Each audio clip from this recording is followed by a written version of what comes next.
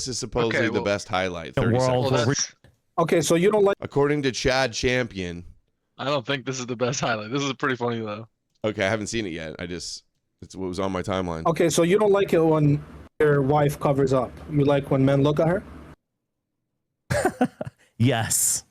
You want men to look at your wife? There's a difference between men looking at your wife and men doing other things with your wife. No, I said look. I want to go back to an ancient world where we're just wearing togas and sandals, and you're just seeing cleavage and long legs. I just want to confirm. I do want to live like that. Yeah, I'm a more sensual person. So you want me to look at your wife's cleavage? You can look at my wife's cleavage.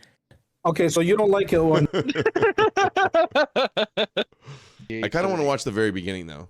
Yeah, you can do that too. It's good to finally meet you guys. I've been wanting to collab with the both of you separately for quite a while. Richard, I'm sure you saw the DMs. I DM'd you 2024 and 2025 Yeah, sorry, I'm kind of bad with emails and DMs. It was nothing personal. That's crazy. So you emailed him twice. Oh, no issue. Dude, And then I saw you made a tweet about the.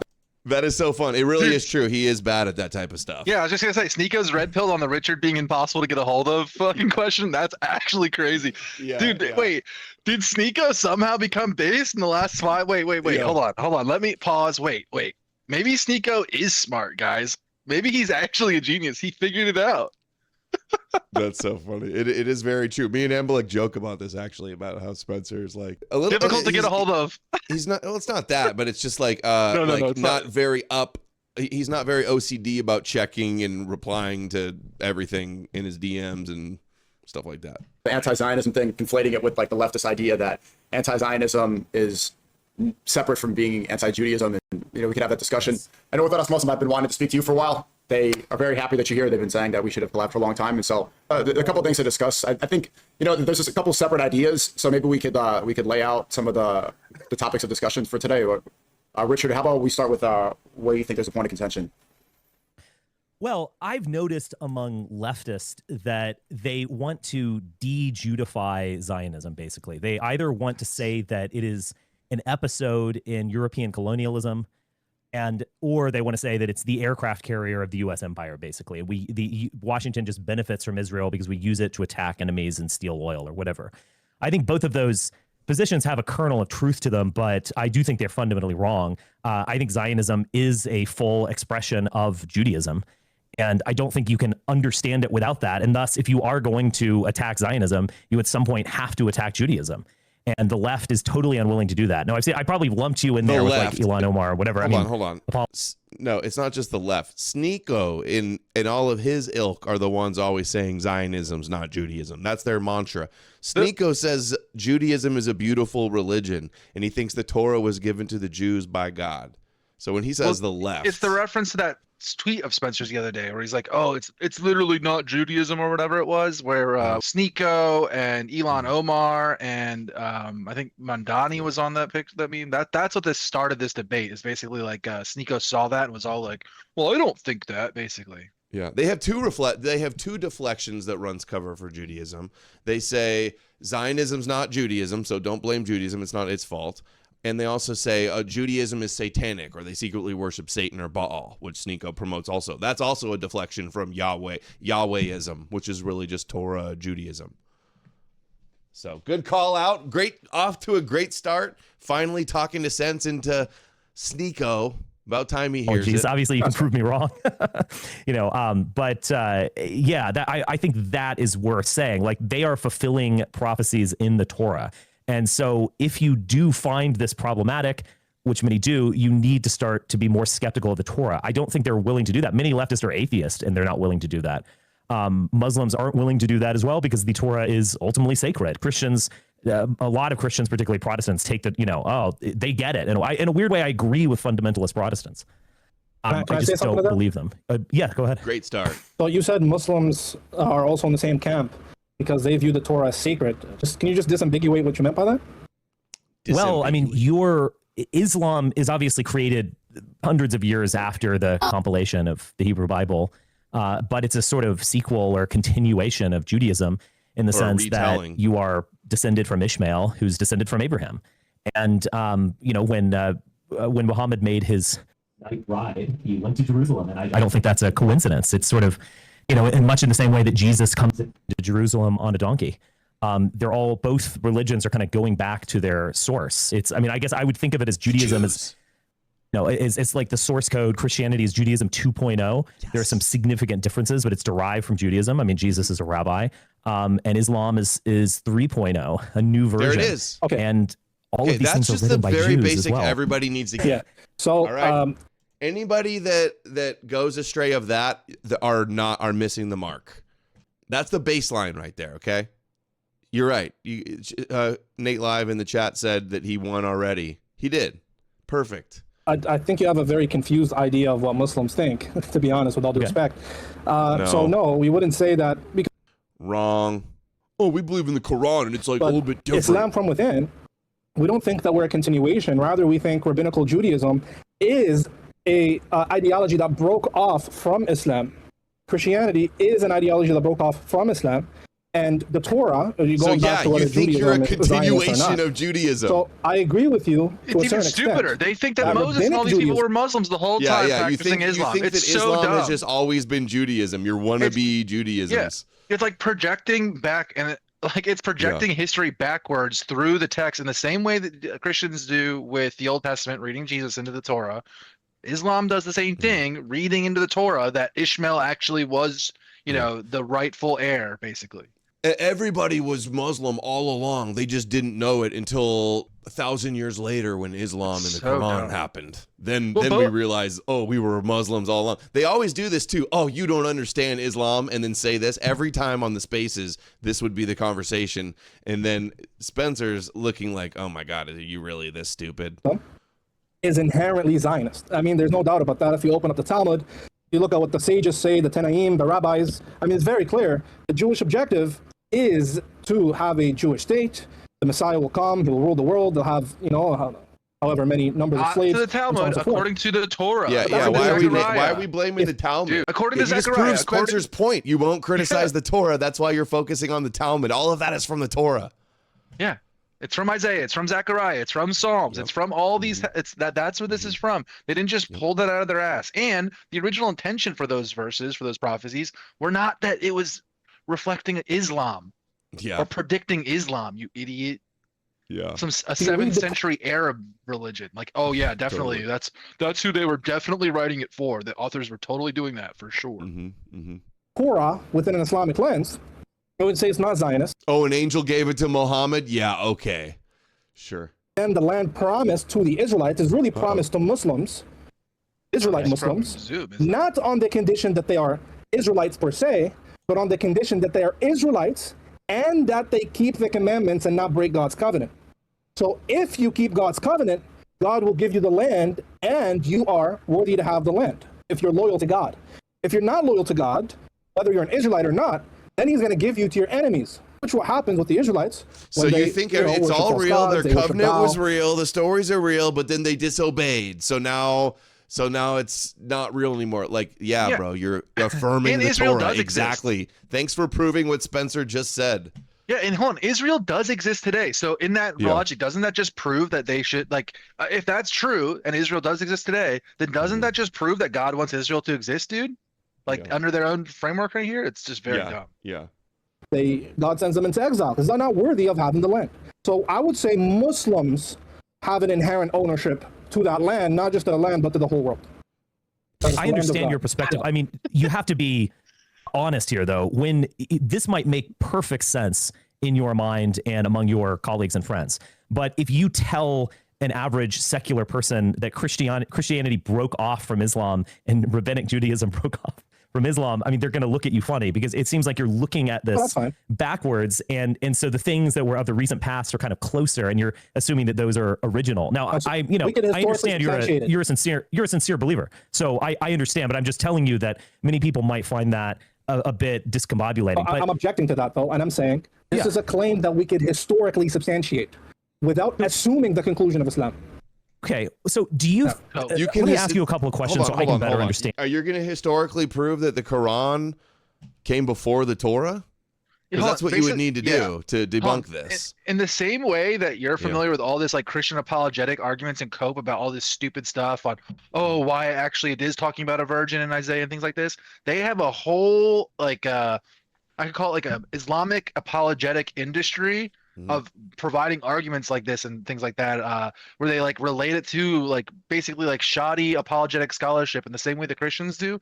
The Islamic world has their whole own version of this that he's referencing right now, right? So when he's like referencing that entire body of work basically of like apologetic scholarship in Islam, where they do this, where they do things like, the Jews wrote in an extra word here to change the meaning of this verse, and then see in the Quran we have it in its original preserved form, basically fixed, and it shows that. And they've got like thousands of proofs like this, and every single one of them, I would say, maybe except for like 5 or 6 I can think of, maybe, are all like Dustin Nemo's tier retarded shit. Yeah. I've heard their arguments where they go, the Quran has stuff about science in there that like was way ahead of its time and was proven right later on, and it's like the dumbest thing ever. All right. And your worldview. So do you believe that Moses, when he was leading the Israelites while they were wandering, that they were practicing Islam? Yes. Oh, wow. Okay. So what's Islam? Submission. Okay. Yahweh. So no. So that's too broad. Somebody could say, "Hey, I submit to my PS5," or "I submit to my pregnant baby mama." Does that? Yes. Okay, well, I don't know about that. I don't know that came from. So Islam is not. So was that a linguistically, Sneeko Islam is burn? submission, but religiously, He said Sneeko submits to his PS5. That's hilarious. I like that. Sneeko's catching strays out here, and look at Spencer's laughing. Couldn't help himself. What is Islam? In a more specific theological definition, what is Islam? Because you asked me, was Moses a Muslim? Belief in Quran and Muhammad as a prophet. You have conceded that he's a Muslim because he submitted to a deity. So you must not mean linguistically. You must mean in a different sense. That is a more specific theological sense. So what is a Muslim theologically? You are submitting to Yahweh, the God of Abraham, the God of Israel, the God of Jesus. And is that I'm trying to define it in the most uncontroversial way. Okay, let's just go with that. Did Moses submit to Yahweh? Yes, when he circumcised himself. So Moses was a Muslim.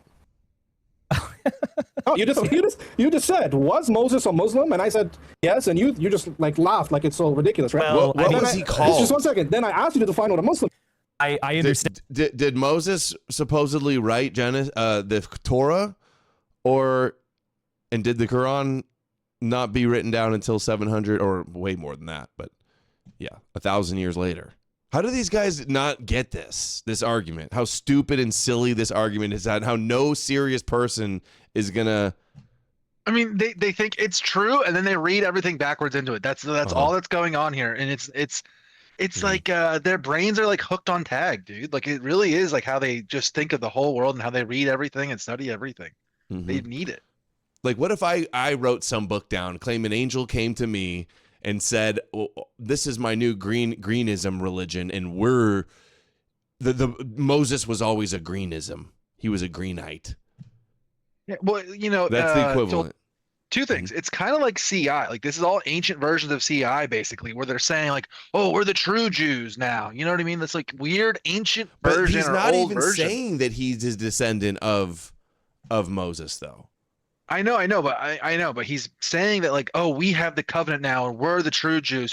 Who's the true ones following the ancient religion of Moses? That's us, the Muslims. You know what I mean? Like that is its own weird version of like British Israelism. Or he's a wannabe Israelite by calling the Israelites Muslims. Yes. Right. Yes. He's like exactly. He's like Christians do the same thing. Orthodox Christians do the same exact thing. Yeah, I know. We're the true continuation of the Pharisees. Well, like, and then like you look at like Joseph Smith, for example, right? Like, what is the like what would he say about something like Joseph Smith? He obviously doesn't think Joseph Smith is a Muslim, right? And or anything like that. But Joseph Smith has these same type of things that they're all using and saying. Yeah, Joseph Smith comes along and goes, "Oh, all the church fathers, they were all Mormons." That's exactly. Yeah, it's ridiculous. It's like it's anachronistic and already epic fail. And where you're coming from, I really do, but you have to put yourself in the shoes of a secular Westerner. They're going to think that you're playing word games with this. I mean, Islam did not exist until the 7th century. Prove it. And when the Quran was not constructed until the 7th century. Well, Islam is not contingent on the Quran. You've misunderstood what Islam is. Well, Islam is not contingent on the Quran. That's why we say the Quran is the final revelation of Islam.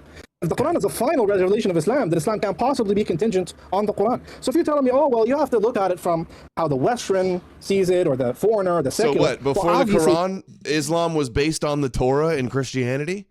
Yeah, exactly. That's why we call you Judaism 3.0.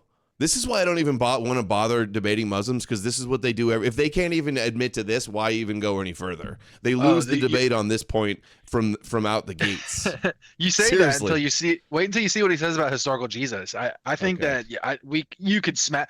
You or I could smash this guy into a billion pieces and make him rage quit, dude. He doesn't know shit. This is not something they're familiar with. They're not Muslims, right? Obviously, they're not just going to accept at face value. The question should be can I, as a Muslim, historically and theologically substantiate my claim without begging the question, without circular reasoning, without assuming my conclusion? I say yes, without a shadow of a doubt. Jesus was a Muslim. Moses was a Muslim. Abraham was a Muslim. They're all Muslims. And Christianity and Judaism are heretical sects that are condemned by God.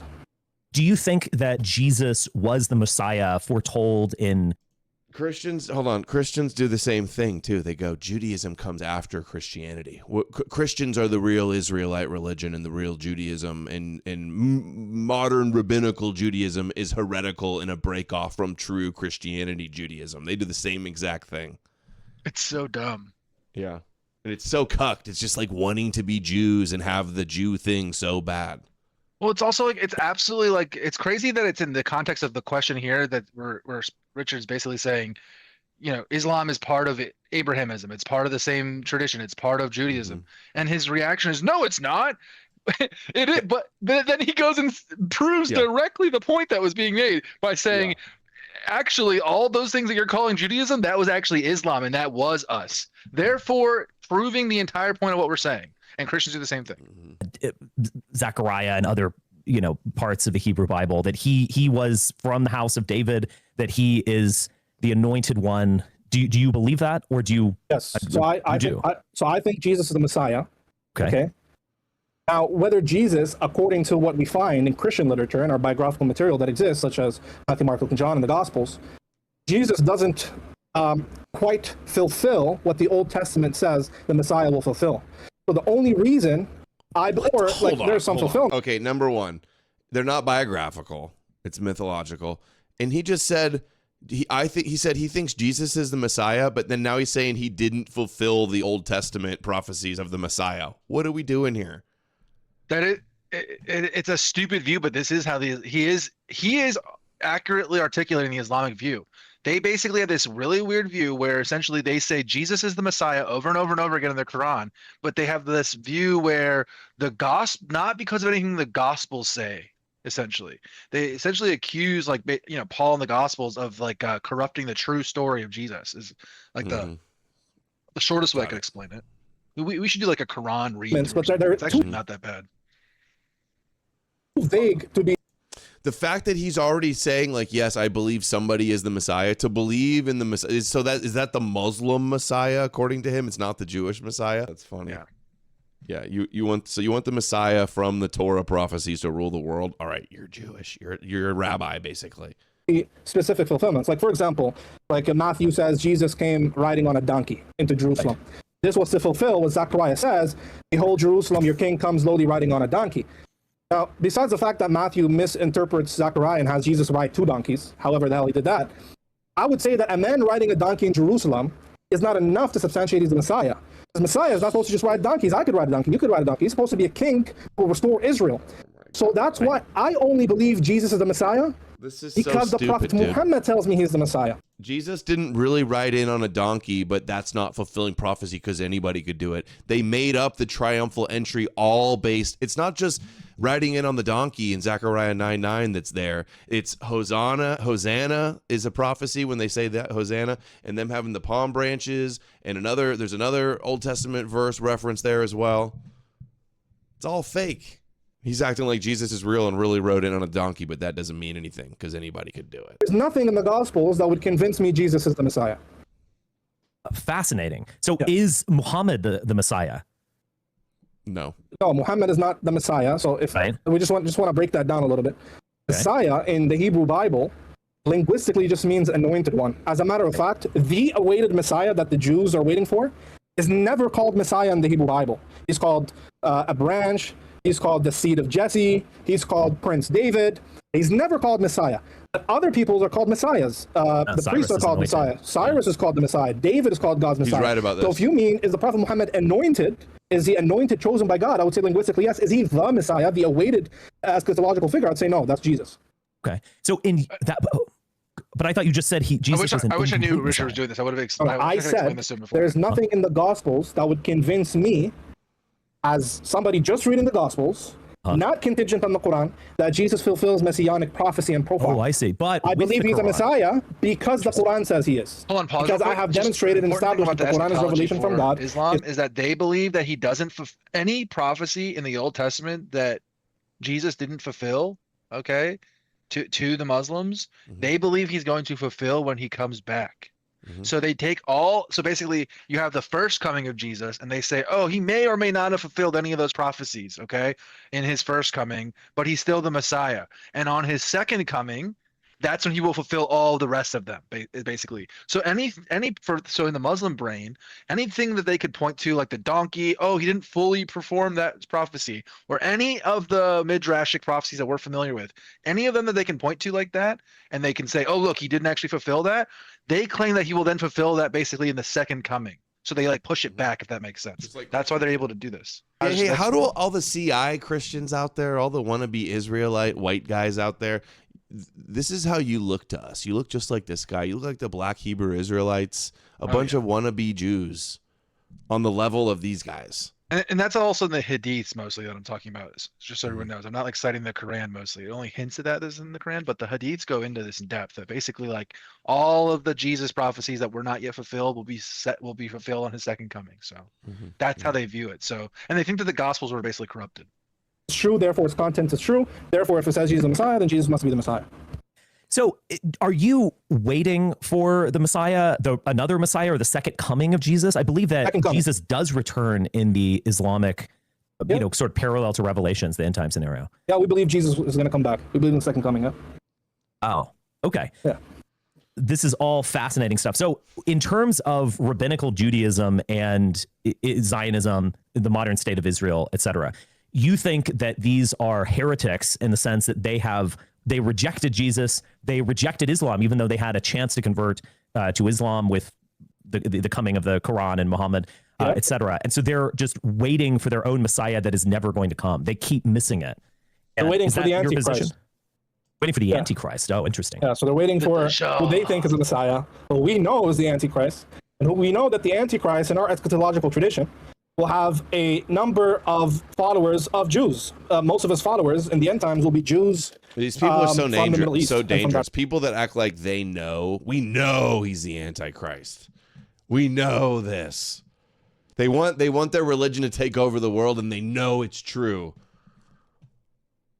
Region. So yeah, they're waiting for the Antichrist. And yeah, so I agree with you again that Rabbinic Judaism is inherently Zionist. But what Sneeko is meant to say is that there is this pure bare religion of submission to God found in the Torah and the Hebrew Bible. And that is original Judaism, aka that is Islam. Original Judaism is Islam and its beautiful connection to God.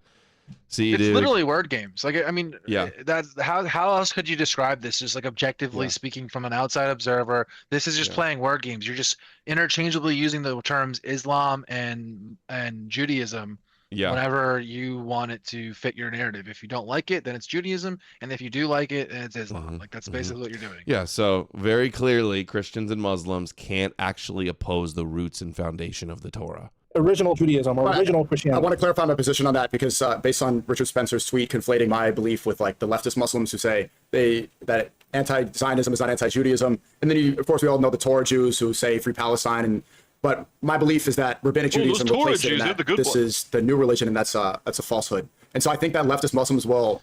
I think that's kind of and he called them Torah Jews, Nutricarta. He asked the Torah Jew on the street if he believes in the Talmud, and they told him yes, and he still calls them Torah Jews as if they don't believe in the Talmud.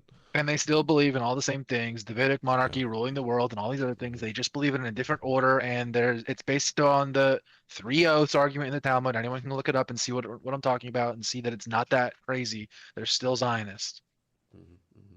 For them to not get anti-Semitism allegations. Right. They don't want to conflate the two because they are separating from Nazis and they coming off like they're racist. I get it. Yes, the Mehdi Hassan types do that. Well, I misrepresented you, and I'm glad to be clarified in that sense. So I guess I could unfurl my perspective, but before I do that, so when you're saying that Judaism, so there's a rupture in Judaism, does that rupture occur with the destruction of the Second Temple in 70 AD? So you mean when Judaism went south? Right. Yeah. Yeah. So it would be with the rejection of the Messiah, and that's actually the reason God destroyed their temple. Actually, right. Jesus prophesied about this very event in the parable of the in the wedding banquet, in the parable of the tenants. Basically, God, he sent Israel prophet after prophet after prophet. These Israelites who are supposed to be God's chosen people and uphold his covenant, they kept killing the messengers and prophets, killing one after the other. Then God has enough. He gives them one more chance. He sends the Messiah. They try to kill him as well. And so he destroys their temple. He takes away the vineyard. He kicks out these tenants. That's the parable, right? Tenants in a vineyard. The Jews are the tenants. He kicks them out. And he gives this vineyard to other tenants, to another nation that will produce its fruit. Historically speaking, the nation that produced its fruit after the Jews were kicked out of the covenant are the Muslim Arabs. They came with one Arab prophet, did what the Jews couldn't do with thousands, according to them. There's been over 1 million prophets, according to the Talmud. They couldn't do what Islam did. In just 70 years, they controlled right more over land the than the Roman Empire did in 800 years. And they controlled all the lands of their enemies, and all the land that was promised to Abraham, the Muslims controlled. Yes. Obviously not all of their enemies. Let me tell you a little bit about my perspective on this. So there's a scholarly consensus that the Gospel of Mark was written around 50 AD 70 or so. Yeah, I agree with you actually. But so there is a prophecy by Jesus that the Second Temple will come crashing down in the Gospel of Mark. There's also a consensus among scholars that Mark is the original, or I shouldn't say that. It's the earliest of the four Gospels. John is the final one. It's the most florid and developed. You have the synoptic Gospels of Matthew, Mark, and Luke. Mark was actually older, and it is a little more laconic in its writing. It doesn't narrate the Bethlehem birth nativity scene. It sort of begins right in the middle with Jesus as a itinerant rabbi. So most scholars believe that it was written around 50 AD. Now, 70. I agree with you, but let me just let me go with this, okay? Why is he even saying that? Most scholars don't think that, though. Okay, well, many this is what I wanted to scholars send. have suggested 50. Yeah, I don't know. He basically what he's trying to say is like Christian scholars believe this is I think what he means to say here. Like Christian apologetic scholars and traditionally have said this, and they're basically assuming and reading into this that it's prophecy as part of their scholarship and dating. And he's just trying to make the point that he doesn't believe that here. Okay. You know what I mean? Like he basically thinks it's 70. And I know where he's going with this, but it's just weird that he's insisting doing on saying that the scholars agree it's 50 when they really don't. Only the most conservative. I wanted to see that new Mark Goodacre interview on Sam Leiper's channel. He should see that the way that dating is going. The stuff that we reacted to the other week. That stuff is pretty interesting. I think that the gospel dating consensus is just going to keep getting pushed back further and further. I think there's good evidence that Mark might even be like even later than just 70. You know what I mean? Sure. Would imply that Jesus offers a prophecy and accurately foresees the destruction of the Second Temple. Which scholar says 50? The overwhelming consensus is 70. I don't want to argue with you about this. Well, you made a claim, brother. You can't just make a claim and just. Yeah, I know, but it's not an important one. I'll grant it to you if you want to. Well, it's important because you want to say that Jesus made a prophecy. Well, if it's written 70, that's not really a prophecy, is it? Well, it's sort of funny. You're arguing with me. Didn't this guy just cited that Jesus predicted that the temple would be destroyed. I know. And now he's saying it's written after 70 AD, so they made it up and he didn't predict it. He's all over the place. Hold on. He's not. He's not. Listen, they think that the Gospels are like a corrupted, untrue story, untrue version of Jesus, but that certain things and certain parts about Jesus that are in the Quran or in the Hadiths or in their traditions, that those part are true. And part of their, and so they do believe that he prophesies the temple destruction. destruction, right? While at the same time believing that the version of that story that's in the Gospels was written after the fact. Does that make sense? Imagine thinking it was written after the fact, but yet still that prediction before the fact was true. Brain, That's right? even more. But this is the lore. It's as important as God. to know this kind of lore as it is to understand the Nephilim mud sharks. You know what I mean? You really got to get into the internal critique, understand the enemy's lore. You got to really get it. You got to put your Muslim hat on, and then you can get it. Look, he's laughing, thinking the same thing I just thought. I think making my point. If you, I don't just let me roll here. Sure. Go ahead. Yeah, because I'll grade. You know, if it's not, this is a dispensable point for what I'm trying to say. Okay, I believe that Mark was written after the Roman destruction of the Second Temple and the revolt in Jerusalem that was narrated in Josephus. We have archaeological evidence for that. I don't believe that Jesus foresaw anything. I think that Christianity as a kind of Judaism 2.0 was developed after the destruction, or at least the Gospels was developed after the destruction of the temple. And it was a sort of new way forward. We can't claim that we are, the descendants of this Davidic kingdom and we kick ass and have this magnificent temple and we're amazing. We actually need to find another way, and we need to open up the religion, even beyond the 12 tribes, etc. It was a sort of new version of it that was constructed after this failure, almost like after the fall of the Soviet Union, there is an attempt ongoing to reconstruct and kind of reframe Marxism. I'm enjoying the chat in the corner here. Hold on, sorry. I'm enjoying this Nico chat. How many people were watching live? Do you know? I don't know. I was just watching, and the chat is funny. They also most of this arguments way over his head, or way over the head of the chat, rather. It's funny. Yeah, well, just getting a glimpse inside the minds of the Sneeko chat here. Well, they literally can't even track the argument whatsoever. Most of what he's saying, they're getting hung up on the 70 AD. It's funny. For the 21st century, understanding the dramatic failure of Marxism in the 20th. Sorry, failure on whose part? With the temple point? Marxism. With the temple point.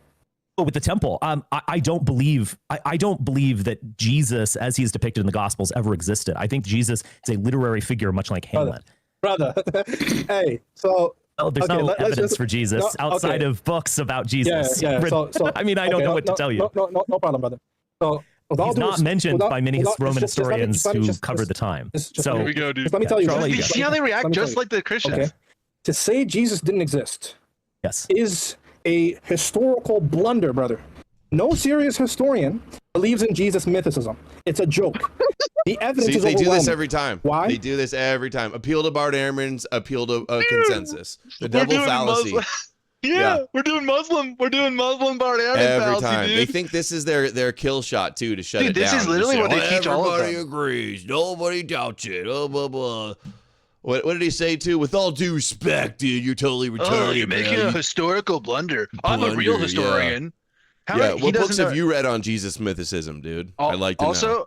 Also, just real quick, I want to call it out for the rest of this part. Watch his eyes, guys. I think he's reading from an AI list or reading from a prompt when he starts reading off the sources when he does. So he's bringing them up. I think and the order he presents them is the order that Google's AI overview gives you back historical Jesus sources. So I think he literally just he's literally going to be arguing with the AI overview is what I think is going on here. So I don't know. We got to be good at I love when people try to shut you down with such arrogance when the extent of the research they've done is Googling it or asking ChatGPT and responding with the. I've literally read every Jesus historical book that I could possibly get my hands on, and I look for new ones all the time to find. I've read these guys don't even know the first thing about the argument, Yeah.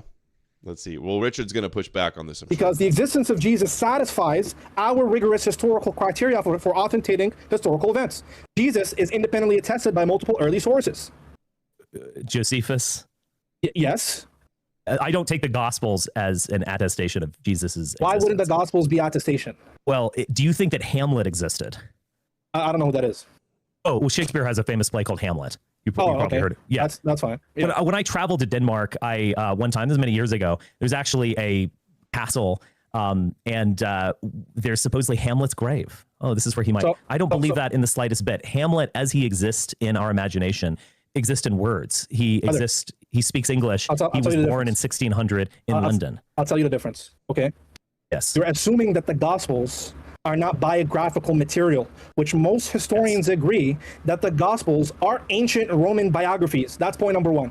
That's point number totally two, wrong. Forget That's the totally Gospels. wrong. Nobody, Jesus is no, attested. that's not what scholars think. I mean, we just watched the oh my God, Robin Faith Walsh videos. This is not the consensus among scholars. I have that new quest for historical Jesus. That is not what they're arguing. They've all left that behind. They've all gone on to like writing about and uncovering the true authors and literary clubs that like created and developed the Gospels and the apocryphal texts, like that as a genre. Basically, that's where they're all at. The idea that they're all, oh yeah, we're trying to uncover the true Roman biographers that wrote the eyewitness accounts of the Gospels, that is in no way where the scholarship is at this point. That's totally unserious. And what's really weird that he's doing this is that kind of argument that he's got is coming directly out of Christian apologetics, right? Like that's where that's from. By the year 50, by the Pauline letters. There are 7 undisputed Pauline letters. Paul is writing as early as the mid-50s, and Jesus is attested in Pauline letters. Paul never met Jesus. He doesn't have to meet him. He attests to his existence, and Paul meets his disciples. He never places him on Earth in any context. He's literally an outer space mental cosmic figure who fights Satan in space, dude. Like, what are you talking about? Paul's it goes version... to show he's not read any mythicist material on Paul's Jesus. I have a chapter called Paul's Jesus. You can go see if there's a historical clearly a historical figure there. There's not. And those are acquainted with him, like James, Acts. like Peter. Not in Acts. That's another. These are another just fabulous history. Not in Acts. No, he just said doesn't something act wrong, like brother. James is the brother of the Lord. He just says the brother of the Lord once, which all Christians were called brothers of the Lord, spiritual brothers. The brothers argument that he's making is totally gone over in your book. We've gone out over 100 times. Carrier's got articles on it. The brother of the Lord argument is completely dead. It's like that's done. Let's really stop for each one of these. So he has brother of the Lord. Which one has he got so far? So he's got brother of the Lord. He did a little Josephus. He says the Gospels are biography. Okay, let's see what else he hits. He's gonna go rattle through them. Not in Acts. Because I think he's reading. In Galatians, where Paul himself writing, he says, when I first revealed my revelation, my first instinct was not to go to Jerusalem. Rather, I went to Sinai in Arabia. Then after a few years, I went to Jerusalem and I acquainted myself with Peter and James, the Lord's brother. But I didn't see anyone else. Then after a few years, I went to Jerusalem again, and I met with the disciples, and they gave me the right hand of fellowship. Now, you have me defending Paul for some reason. I hate Paul. But your position is so ridiculous that you have me defending the historicity of Jesus. The fact of the matter is, sorry, turn on my light here. The fact of the matter is, Jesus is independently attested by so many early sources, Christian and non-Christian. To say that he didn't exist is ridiculous. It's completely absurd. And that's reading, I could tell. He's reading it off of it, no. Josephus and Tacitus are not proof a historical Jesus existed, neither are the Gospels, and definitely not Paul's letters. 4. Tacitus is 116. It's too late. It's talking about Chrestus and the believers at most, what they believe that he was crucified by Pilate. He's not referencing any records. Pliny, same thing. It's too late.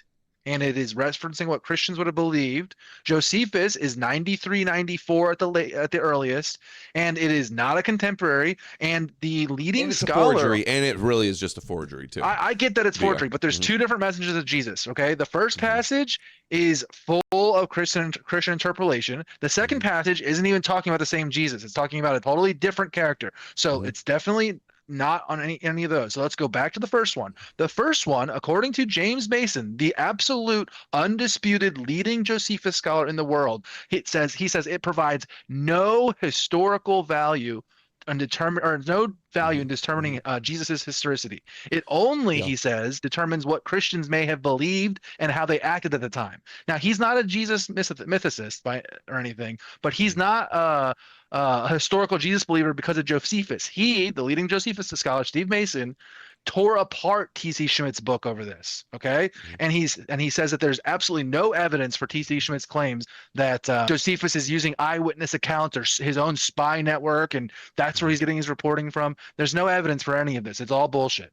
Yeah, he doesn't. And they always do this too. They just rehash all the things that have already been debunked in all the mythicist books. Well, they don't even know. They'll never address that all of the things that they're suggesting are proof have already been refuted. And he's doing the thing here. I just realized this. He's doing the Galatians story of Paul, where Paul goes to Arabia and all this other stuff. That's the part that like contradicts with Acts. You know what I'm talking about? The contradiction between Paul's travels as described in his letters and described in Acts, which is kind of interesting because it does show that he really has like no grasp or understanding of this topic whatsoever, that he would even try to use that. Yeah, and the worst thing is like, dude, you're reading off of ChatGPT, you've not looked into any of this at all, and then you're like insulting, like scoffing, like, oh, you can't even question it at all, or you're a historical blunder. Like the arrogance with the position when they've done so little research into it. Hey, oh, that was the other thing I was gonna say. The other thing is, so Acts, the part that like gets that blunder wrong, or gets that part wrong of Paul's story. Luke Acts is written and reliant on Josephus itself. Okay, this is. I mean, Steve Mason puts this out in his book. I encourage anyone to read his book. He goes over the arguments that Luke Acts is absolutely aware of and using parts of Josephus. The arguments, in my opinion, are ironclad. You cannot get around them. You cannot explain them without Luke Acts knowing about Josephus. So the fact is that his own source is he's like, oh yeah, Luke is an eyewitness biographer account, and then they sit there and they use Josephus as their source. So it's circular. It's really funny how they like to like cherry pick and choose what they think is legitimate about Jesus and what's not. Well, they that's go, built right in Islam. corrupted, but then like whatever they want to be real, they say is real. No evidence for it. Yes, the only way that we have attestation of the existence of Jesus is through canonical works of the Bible. And particularly with the Gospels, Paul's an ideologue, but with the Gospels, he is depicted in a mythical way that would have been accepted by the original audience of these Gospels, basically equating him with gods, including Adonis and Dionysus. He is a mythical figure who does mythical acts. Paul discovers a Jesus. Paul does not talk about Jesus's exploits very much at all in the epistles. He finds Jesus in the Old Testament or the Hebrew Bible, with which he was very, very familiar. So it's like he is finding a character in literature and creating this image. But in terms of the narration that you see in the Bible, we don't see any of that in Paul. There's just ideological. So you're not actually addressing anything. That was a great point. So all you're doing is spewing nonsense. You're not addressing anything. Okay, you're just saying, oh, wait. Hold on. Calling his legit point right there spewing nonsense. I know, that's not addressing anything. I mean, he's a total Jay Dyer Muslim type, basically, the way he argues. But everything that Richard just said was like right on, spot on there. But the last knockout punch right there is every single thing that Paul says Jesus said or taught or anything like that is then him quoting the Old Testament. There's nothing that Paul says that Jesus said, did, or taught, okay, that isn't some sort of midrash that we can point to back in the Old Testament. That people need to understand, or they need to hear and understand that when you're saying that Jesus is like a literary construct that's crafted out of reading the Old Testament and understanding the Hebrew Bible and finding him in the scripture and things like that. And then it really puts into perspective when people understand that that's every time Jesus supposedly spoke or had a teaching or anything like that, that's also quoting scripture. So every part of him from Paul is from scripture. Or myths. Okay, well, what's the evidence for that? So look, I'm not a Christian. Because they adhere to mythic archetypes and tropes that would have been familiar to readers in the first century. They do not, and I'll tell you why. Are they written more like mythical tales or like biographies? Are they written by non-biased scholars trying to get the history right, or by evangelist Christians that want you to believe in this savior figure? Come on. He's spurging a little bit too. Not letting. Do you think Romulus is a historical figure? No. Romulus is not a historical figure? No, he's a mythical figure. What about Apollonius? What about Apollonius of Tyana? Remind me who that is. Apollonius of Tyana is a contemporary of Jesus. He is a philosopher who goes around preaching, healing, and so on and so forth. Then his followers after that write biographies about his life. So do you think Apollonius is? I simply don't know enough to. He's getting this out of AI. What about Caesar? I think Caesar was an historical figure. Yes. But in accounts of his life, he does miraculous things. He's called the Son of God. He's called the God on earth. No, dude, no. We have sources about him that talk about him doing all types of regular stuff. Jesus doesn't do regular stuff. He's a magical comic book superhero. Everything he does is something magic. Hold on, freeze frame. Look at the three faces right now. This is great. Look at the three faces. Yeah. Sneako's like, whoa, bro, you really trying to act like it's not even close. True histories about people compared to Jesus, not even close. Is he a fable? Is he a myth? Yes, I think he is almost assuredly a real person. We have archaeological evidence. We have numismatic evidence. Just hold on. We have evidence from people who were his enemies who had no motivation to talk about him. Good. Was Josephus a Jew? Doing magic things. Yes. Was he a Christian? No. Does he mention Jesus? Yes, he does. Good. Does Tacitus mention Jesus? Not really. Tacitus mentions Christians. He's writing much later. No. You're confused. You're talking about Pliny. No, they're like you're the confused. same Tacitus time. mentions Jesus by name. He calls him Christus. That might be the case, but Tacitus was not a contemporary of Jesus Christ. He doesn't have to be a contemporary. That's not how I think history he's works. writing in the mid-2nd century. Okay. If I'm wrong, I can go look it up, obviously, but he's not a contemporary of Jesus Christ. Okay. Tacitus doesn't have to be. 114 is the year 114. Yeah, and Christians magically didn't preserve Tacitus's annals that covered from I think it's from 28 to 33 or 35, something like that. The years where you would have seen writing about Jesus exactly. stuff, Exactly. Those, for some reason, we have all, like, a lot of Tacitus's writings, not all of it, but we have a ton of Tacitus's writings, but that section of that period of time where he would have been writing about Jesus for some reason is missing. Yeah, dude. Josephus is 60 years later, and Tacitus is 80 years later. So that's not contemporary eyewitnesses, if that's the best you got. And it's Crestus, not Jesus. And Josephus isn't a Christian forgery. And Tacitus is literally just talking about what he heard somebody believe, like what he heard about somebody. It's all hearsay. Mm-hmm.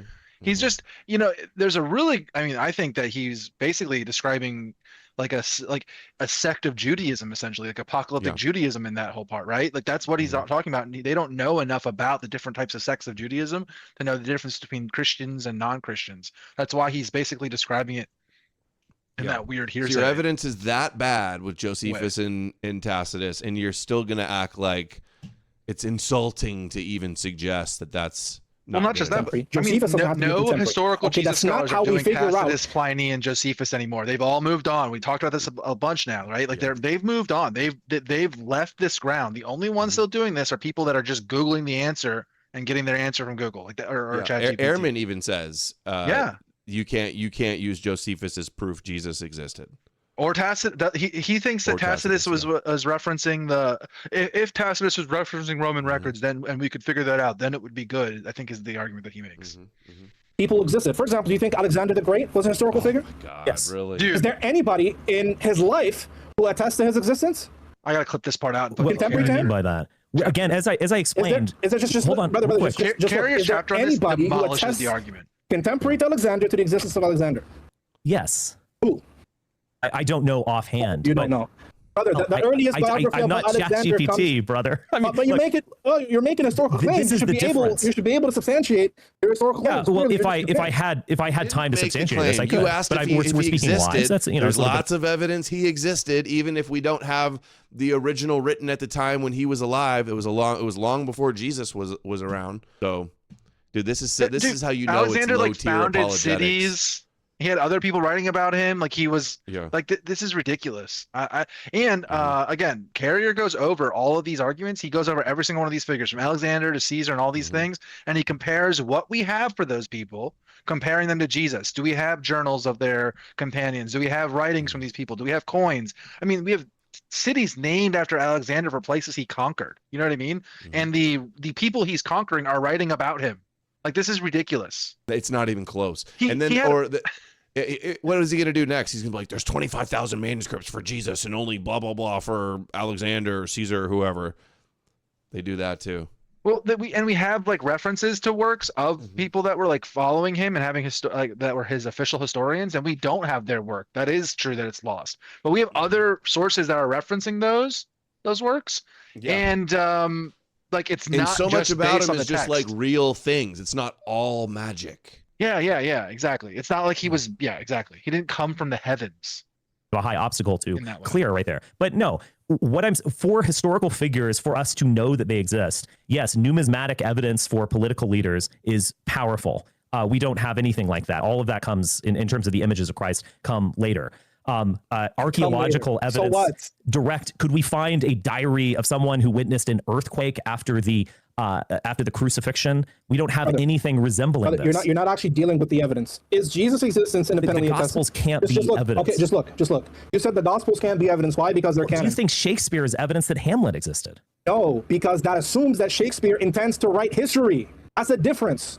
Okay. Well, he did write some histories, and there's a lot of historical context. You keep cutting me off when I'm trying to respond to you, brother. Oh, okay. You cut me off too a little bit, but I take your point. I take your point. Go ahead. It's okay. It's natural to cut each other off right there. Go ahead. Just ask me something, I just won't respond. So that assumes that Gospels are like some kind of novels or some Yes. they're written, they're a genre that's written that's not not to write history. That is contrary to the evidence. That is contrary to the consensus. Okay, that's number one. They are ancient Roman biographies about an ancient person. That's number one. You can't say, well, we can't take them because they're canon. Well, that doesn't. No, they're not, dude. Mark is a symbolic fiction, and then Matthew copies it and changes things. They don't have to take the liberty of changing big things like that. If it's a true if it's a true history. Yeah, the only one that could possibly be an eyewitness, which I don't think it is Mark. Matthew is copying, and Luke is copying, and John. He's going to say it later, and he's wrong about something. But John copies all three.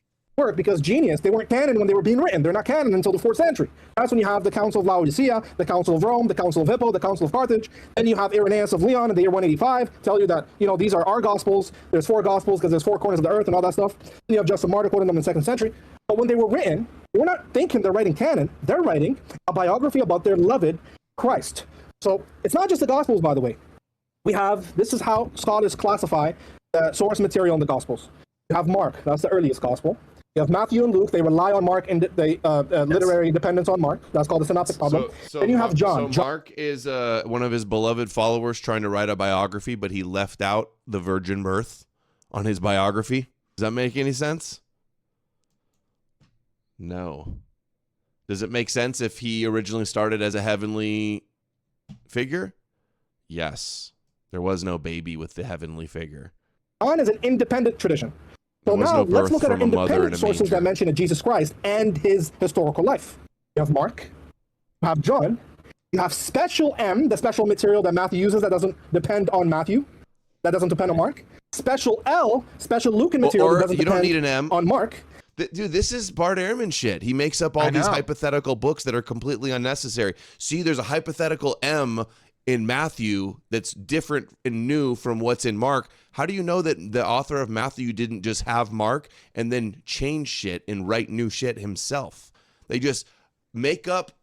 We're proving independent attestation, and they make up a bunch of hypothetical sources to try to prove it. Yeah, none of these hypothetical sources are like referenced at all. It's not like we have like other sources saying like, oh yeah, and we use this or referencing the sayings of Jesus or anything like that. That's not what they're talking about. That doesn't even exist like we have for a lot of hypothetical sources. Like hypothetical sources are not like a like that. That's a very common thing in understanding ancient literature for various reasons. But the problem is that we have nothing other than the scholarly construct, I guess you'd call it. That's all this relies on. And we went over the Mark Goodacre clips the other day, and I would just like encourage anyone who wants to know more about the Q thing and debunking why it's like you should check out Case for Q by Mark Goodacre and his interviews. I think he makes really strong arguments, and he even admits that they have a solid argument. Like the Q theory is a good theory to explain away what they're trying to solve for. But like it's like a relic from the past, and that it's like being used to basically like prove Jesus. It's essentially why it's like that. It's an apologetic scholarly construct, and it like is much easier to explain what's going on through his understanding of Matthew copies Mark, Luke copies both. And also, like, none of these gospels aren't written by like biographies or histories. There's no what's the term I'm looking for? There's no it's like literary clubs. They're like uncritical. There's no skepticism. Like there's no doubt, right? It doesn't cite any sources. It doesn't say who the author is, when they wrote it, how they knew any of this, if they had to fact check anything. Who told him? None of that. It's like omniscient narration. And Mark gets an added ending that we have too, right? Like there's so many stupid things about this that are showing that it's a later editorialized and what would you call it? Like plot holes getting filled in, retcons. It's like retconning in comics and things like that. We can see the evidence of this.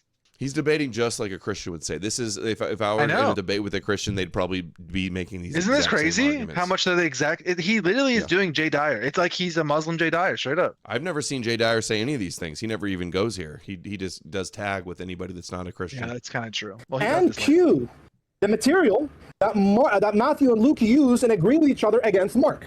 So and Paul. So you have Paul attested Jesus. Q attested Jesus. John attested Jesus. Q also not necessary. So there's Mark. Matthew adds some things to Mark, and then Luke knows Matthew and Mark, adds some things that are in Matthew that's not in Mark. That's all. That's the whole Goodacre debunking Q. Q's not necessary at all. And Paul doesn't attest to Jesus. You can't make it up and then cite that as your proof of a historical Jesus. Jesus. Mark attested Jesus, special M and special L. As 7 early independent attestations within the 1st century of Jesus. What do you have to tell me Jesus didn't exist? He's quite literally counting the Gospels and then hypothetical sources in that. Like, this is crazy. And then Paul. Ehrman does the same thing. Bart Ehrman does the same thing. I know. He's getting this right out of Jesus exists. I mean, this is that whole. There's a whole chapter on this doing this. Yeah. That the Gospel writers were Roman journalists. Well, I believe what? You said that they were Roman biographical accounts. Do you believe that they were sort of the equivalent of Romans, that is non-Jews, writing journalism or something like that? So I don't know what you mean by that. All I'm saying when I say they're ancient Roman biographies. I guess I'll explain. What I take from what you mean by that is that they are just, only the facts, hard evidence written from a Roman perspective about what really happened. Vias agentliche gewesen in the Ranchian tradition. This is just the facts. What happened? Is that how you take the Gospels? Oh, no. When I say ancient, that's not how I read them. So when I say ancient Roman biographies, I'm referring to them as pieces of literature in respect to the genre they belong to. So the genre they belong to is that these Gospels were written in Koine Greek in the Roman Empire 2,000 years ago, and these Gospels are biographical materials about somebody who existed and lived called Jesus Christ. Yes. All attest to him. How I take them. You haven't answered to the independent Where's attestation. The biographical what details evidence do you have against in Paul? the There aren't 7 any. independent attestations of a Jesus Christ? You're coming up with the like Kvela source and all of these kinds of things. Obviously, source? John Q source. Q. The Q source is consensus, and it is posited, as Dr. John Kolbenberg says in his book, as a logical necessity that follows from the synoptic problem. So Q is accepted by 95% of Jesus scholars. Yeah. Okay. Yeah, it's not the consensus. He just said it's 95% of scholars. That is not true at all. We just covered this. This is this is old apologetics on Q right here. Yeah. How about we take a consensus on if Judaism is really all secretly Islam all along? How about we do that? It's so ridiculous. This is ridiculous stuff. Okay, Q isn't necessary for any of this stuff, and as you said, and this entire argument that he's relying on here. Like, it's hard to explain. Let's just keep going. He's going to explain something here, and I'll remark on it. Clearly, John is also relying on the Synoptic Gospels. I mean, I would say. What's the evidence for that? This is he's many verses. He's offering flourishes to these stories. Remember we asked this the other day. And it was he knew a specific. John references a specific detail in Luke. That's what it was. So he must have been aware of this. What? Yeah. Mark Goodacre goes over this. He explains this. He explains this thoroughly. He talks about it a little bit in that Sam Lightburn interview in the longer version, where he explains that John itself is reliant on all 3. So that's all there is. Boom. That's it. Done. It's very clean, very understanding. And what's very interesting is I think that one of the parts that John is reliant on is one of the Josephus parts of Luke, right? So it shows that they're all like linked to Mark and Josephus, basically. It's like whoever wrote Matthew, Luke, and John had open up on their desk, likely Josephus and Mark, and that's how they were writing their Gospels. You can see it in parts of Luke where there's a passage on Josephus that's like a 1 paragraph, and it's like 3 sentences, you could say, and Luke then splits those 3 sentences into 3 separate paragraphs. You know what I mean? And he puts them in that same order that they appear in Josephus in. There's like a bunch of proofs that Steve Mason has for this, and I think it's like case closed. It's absolutely just obvious that they rely on Josephus. Al Dooley in the chat, who I've never seen here before, it kind of sounds like a Muslim name. He says this because if the Q Gospels debunk, Islam goes down the drain. That's why Muslims try to push the Q narrative. They say that was the original gospel of Jesus. Yeah. They say so. That's true. Muslim Jesus is Q, and then Matthew. Well, they do what positive Christianity does, where they say the sayings of Jesus are the authentic teachings of Jesus. Basically, that's what they're saying. Or even Gnostic Jesuses, they try to decipher some real Jesus before the Gospels. And I love how he keeps wanting to cite Paul in the authentic letters, and that's consensus. They dismiss Paul as he messed with Jesus's true teachings too, according to them. Yeah, he's like, oh, I hate defending Paul, but and then he just uses all these apologetics and sightings. Yeah, but you're not substantiating your claims. You're just uttering things and not substantiating anything. I'm not, and that's a bit rude. Let's let him answer without interruption, please. Yeah, go ahead. Yes. Throughout the ancient world and throughout the world today, there is a tradition of mimesis. You could think of that as copying. And there's great works that you look to. You want to bring the structure of the story to a new work, maybe change the characters. You want to bring in some old tropes from older works and make them sing in this new age. I have no doubt. I agree with the scholarly consensus that Mark most likely came first. He inspired Luke and Matthew, and in my mind, I can't prove this for certain. In all likelihood, the writer of John read the Synoptic Gospels. Maybe there were other traditions or other sources that he read. But you are claiming that because this story is reiterated multiple times, that makes it more and more true. The fact is, if you take something like comic books in the 20th century, Krypton, that we there's the Superman, the original source, the drawings by Schuster, and I'm forgetting the other guy's name. And then later on in the radio version of Superman, they bring in Krypton or Kryptonite. And then later on, he gets a dog in the 1950s and so on. But see, they're all these different sources and they're all looking at the same figure. So this means that Superman must exist or Clark Kent must exist. It doesn't work that way at all. It indicates that many different authors and writers are engaging in a mimetic tradition with other sources. John is clearly inspired by Euripides, among other things, and his version of the Bacchae and the structure of that story as it's relayed in John's Gospel, which is the best one. He's learning from the best. So you're not proving that there's a that there's a real Jesus Christ who walked on the face of the earth and walked on water. You're proving that there are many artists sort of doing their own kind of spin on a material, whether the Synoptic Gospels are taking it all from Mark, whether John is looking at another source or looking at Mark, which is what I would find most plausible.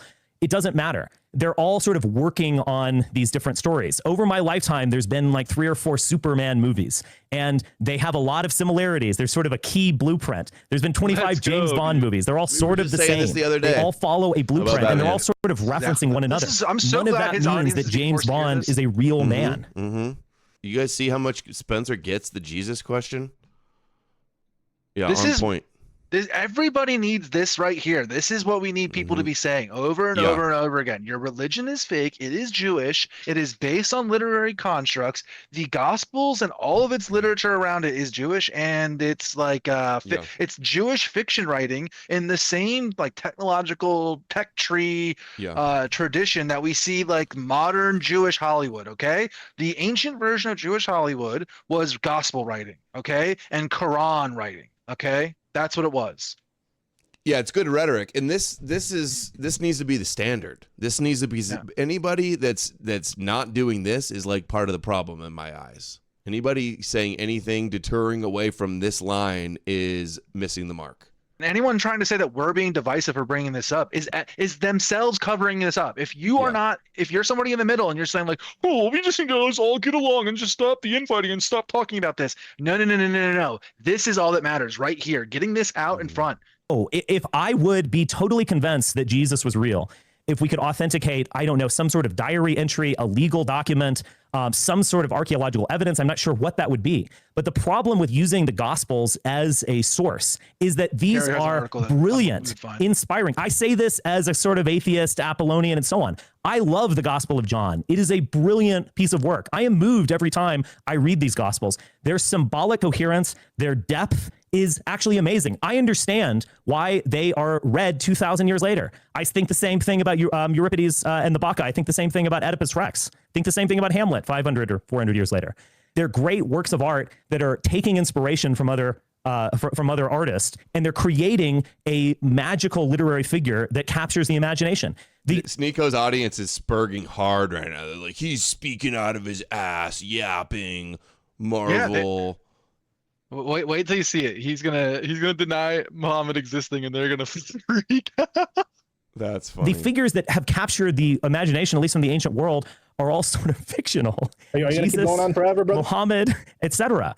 Because they are larger than life. They can turn water into wine. They can walk on water. They can rise from the dead. They can say things. They can engage in philosophy that was truly mind-blowing for people in the ancient world. That's why they're great, because they're literature. Go on. Okay.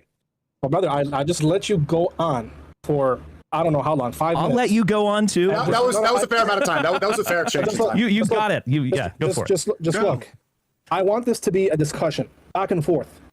When I get to monologue and then you get to monologue, okay, there's so nothing going he's on. not going to respond. He's not going to respond to any of his points. He's going to complain He's that gonna he made too about many the points. time. Yeah. Wow. Exactly. So you got no response at all. Meanwhile, Richard made one coherent point there. You just weren't on. You just he's like, tuned you out got no halfway proof. through. It's a myth. Prove it. And then he just like gave the argument, and he's like, hey, you're not supposed to monologue for so long. He It's like, explains. okay, respond to the point, dude. You He's lost. like, how could that even be true? And Richard just explains. Okay, well, you know these other things that it's similar to, like that, and he explains it. Yeah, brother, you're not. You're just saying a whole bunch of things, making all kinds of claims. When asked for evidence, oh, I don't know. Well, I'd have to look at it. That's not how conversations work, okay? So the reason, and I want you to engage, I don't want to monologue, the reason that these are independent sources is because there's no literary dependence. Oh, yes, Matthew and Luke are not independent. No, they're all literally dependent on each other. He just described them all as literary dependent. Yes, they're all dependent on Mark. Every single one that he just listed is all dependent on Mark. So you can't count Luke and Matthew and then say that they're copying L and M and then say they're not literary dependent and count them twice. Crazy. It's like a sleight of hand. He's like, Mark is one. Mark is one. Okay, Matthew and Luke copy Mark. Q is hypothetical and doesn't count. Special M and special L are hypothetical and don't count. Yeah. And then they go Josephus, Tacitus, Pliny, and then they count like that's 9 independent attestations. That's what they do. You can let's just grant him John. So let's just I don't think John is independent. It obviously references Mark, Matthew, and Luke in my view, but let's just grant it to them that. So all they have is Mark independent, John independent. Okay, so that's 2, and then Thomas, I guess you could say, right?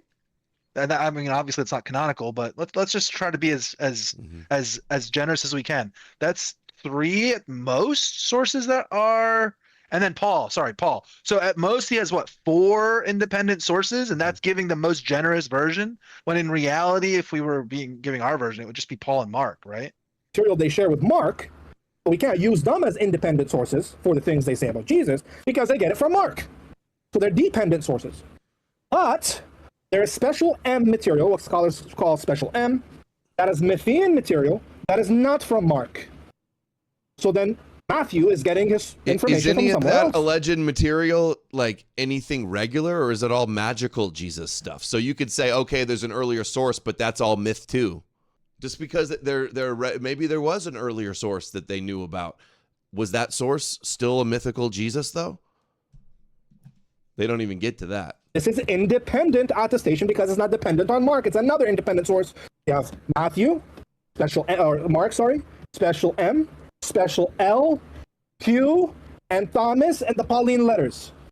What now do you have evidence contrary to say that no, although Jesus is independently attested and he meets rigorous historical criteria, that he's not a real person? Okay, I don't have to prove that Jesus didn't exist because it's impossible to prove a negative. You have to prove that's not how it works. That's not how it works. That is how it works. I can't prove that dragons don't exist. Oh yeah, because there might actually be a dragon behind that tree. I just haven't discovered him yet. Is there a buffoon under your desk right now? No, there's not a buffoon. Well, I'm the only buffoon in this room. Okay, okay, good. So you came to a specific epistemic certainty that a negative is true, right? Well, yes, under the desk, but I can't prove that there are no under the desk. I don't know what I can't prove that no dragon exists. Good. Jesus is not under my desk either. Good. But again, good. So that it's on you to prove that he exists. Just let me finish. It's crazy he has to go. I'm not claiming a buffoon exists. I asked you, does a buffoon exist under your desk? You said no. You didn't even have to look under.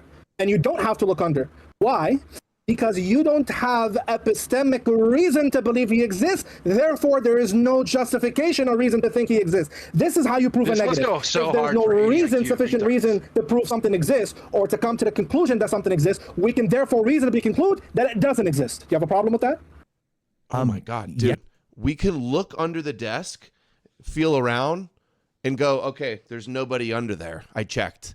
We can't check all of history and there's lost records. And like, dude, the fact that he can't even concede this point that you actually have to prove somebody existed. You can't prove somebody didn't exist. Gosh. So dumb. And by the way, I just looked it up because I couldn't remember exactly. Do you know what M&L add? It's kind of interesting, kind of putting it back into the context of your book. The special M source adds the Magi, the Flight to Egypt, the Peter episodes, and the special parables. I don't know if, and then L adds the Good Samaritan, the Prodigal Son, the infancy story, Emmaus, and the Ascension are what's added. So that's what L and M material is when they consider it. So isn't that interesting that those are all the magical and mythical stuff? Nothing where you could even say, oh, look, that's the original Jesus and it's a biographical, real life person type of thing. Exactly. Yeah. Yes. Okay, what's the problem with that? Well, I don't know. There might be some strange species of fish that we have no reason to believe exist, but that might very well exist. And I'm going to have an open mind towards science discovering a new fish one day. So you mix categories.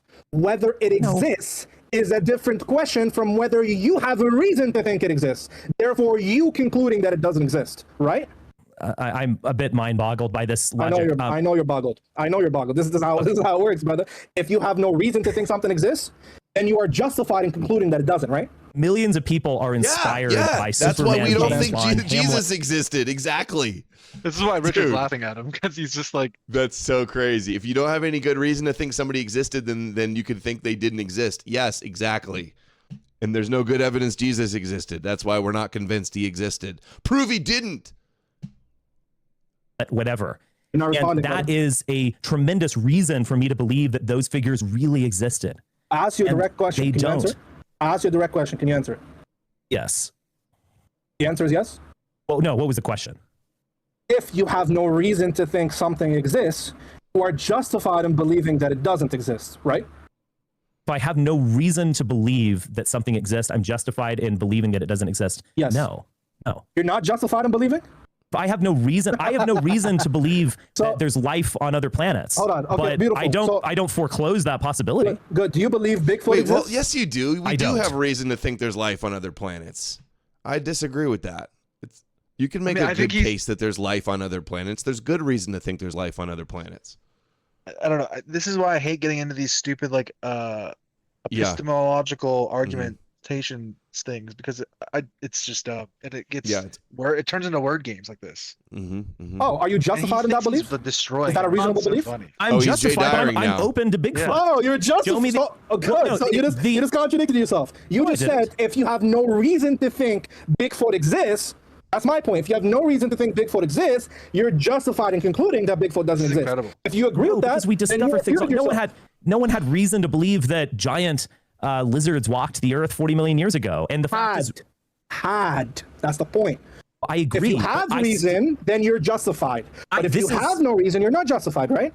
Look, I don't want to get further boggled by this. I know. I believe that there is reason enough to create these powerful literary figures like Jesus or Muhammad in order to create extensions of Judaism, new religions that have been wildly successful in motivating people and changing the world and changing history.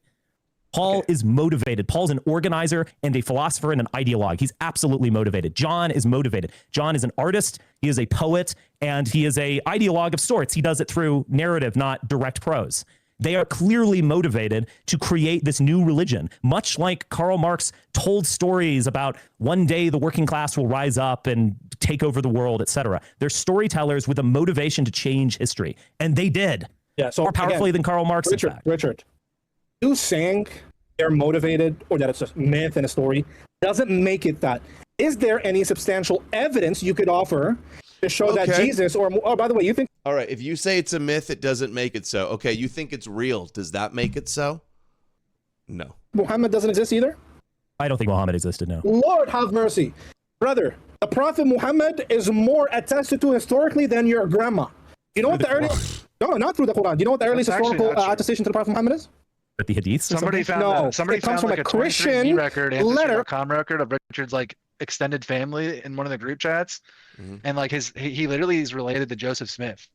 His family goes all the way back to Joseph Smith. So actually, there's more historical attestation to Richard's family and him being here than there is for Jesus. Absolutely. So once again, they make this apologetic claim without actually looking into it and realizing that no, actually, there's a ton of historical evidence for Richard's grandmother compared to Jesus, and you have nothing for Jesus. It shows how bad faith they are and how bad of judgments of weighing evidence they are. If they're going to gaslight and say the grandma that you've got 100 pictures of and you knew when you were a kid doesn't exist.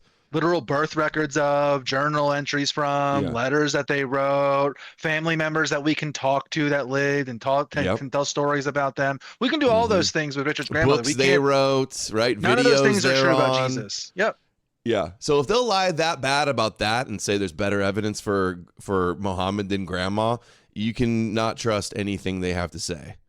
And they do the same. Christians do the same thing. They'll, like Alex Jones said this with HT. Remember, he was like, "Do you think?" Who did he say? He said George Washington.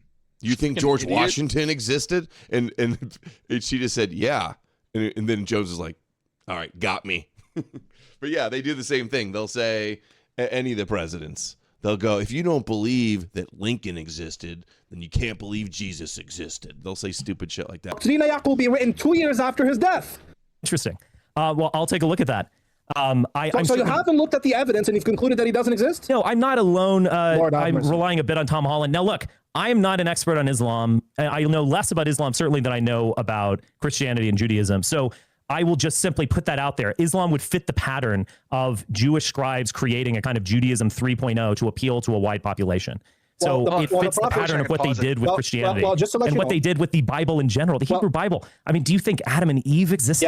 Yes. Well, yes. For goodness sakes, this is just absurd. Yeah, okay. Why is it absurd? Do you have any evidence?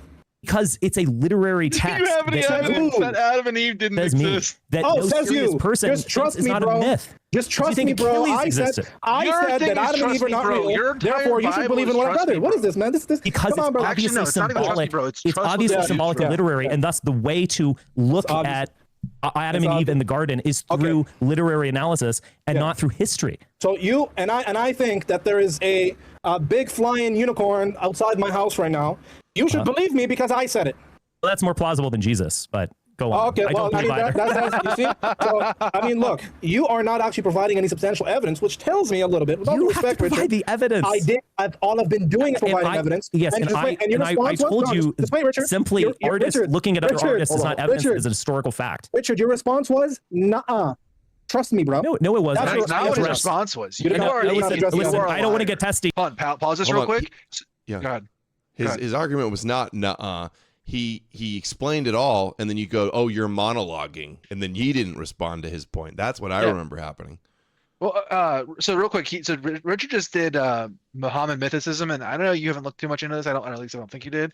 And I don't know how much Richard's looked into this. I think the information on this isn't great. A lot of the scholars are writing anonymously, and like this is way more taboo than Jesus mythicism. Like Muslims will literally like kill you for this, like straight up. Like I don't know. And there's like a ton of good work, but the guy just made this claim that the Doctrina Jacobi references Muhammad 2 years after his death. It doesn't even name Muhammad in it. It's a fictional polemic dialogue, just like Paul's letters, just like you would expect it to be in any of this other types of literature in the theological genre. It describes an unnamed prophet, and it's a hearsay in the prophet. Okay, there's a lot of scholarship that goes over and shows that like what we know about Muhammad is actually like extremely scant. And I mean, so there is a strong case that Muhammad is also mythical, but it's not the same type of mythical as Jesus is the way I would describe it. That big text here. He says Spencer should get Queen out and get real sassy right here. I'm waiting for it. This guy's being obnoxious and talking down and brother, rubbing his beard a little too much. Makes me uneasy here. But I did respond to what you said. You did not. Okay, I don't want to engage in a Yeah, I did. Thank you. But sure. But let's drop Richard. it. Look, Richard. Look, I want to know, because I think on these religious topics, you're way out of your depth. I want to know what made you known? Why are you Richard Spencer? Richard's out of his depth on religious topics. We read your material. We understand your material at a far higher level than you guys. We understand your religion better than you, period, the end. We know about all the different arguments, internal critiques, what all the different sects think. Like, yes, maybe we don't know the exact, able to pull up from memory the exact Arabic words and theological constructs. We don't subscribe to the religion, but we understand the operating, like the operating system of your religion far better than you guys do. And to sit there and pretend like, oh, you just don't even know anything you're talking about. Yeah. They always do this to us, and it's just absolutely ridiculous. Say that. We know that's the material their idea better of winning the debate. Who can say more times you didn't answer, or you don't know, you don't know what you're talking about. It's like that's how you win. You just throw that out a bunch of times. Oh, you're a blunderer. You're blundering. You're drowning. I only found out about you yesterday. But who are you, and what do you stand for, and what do you believe in? Yes. Well, we are working right now on a critical analysis of the Abrahamic faiths, basically, that we call, and I say we, Mark Brahman and myself, that we call REM theory. And we do this. All right. Is it over? Every week, basically, in terms of literary texts. We're actually going to read the book of Revelation on Sunday. And we've read the Bible, etc. But it's an original theory, and our book is actually going to be published this summer. And it is a critical deconstruction of Judaism and Christianity. Islam gets a few mentions, but we're focusing on. So what do you believe in, though? Like what's your worldview? So when people say that, what do you believe in this God or whatever? There's a kind of Christian background that assumes. So Christians not only believe that Jesus is the Son of God and he redeems us from our sins and he's going to come again, they also believe that he was a real guy. So there's a sort of historicity implied in Christianity. There's a historicity implied in the Hebrew Bible in terms of Moses and Israel leaving Egypt and the Holy Land and all that kind of thing. So there's that level of faith of you have to believe these things. In fact, you're damned to hell if you don't believe both of those things, primarily that Jesus is your path to heaven. But implied in that is that he was a real person.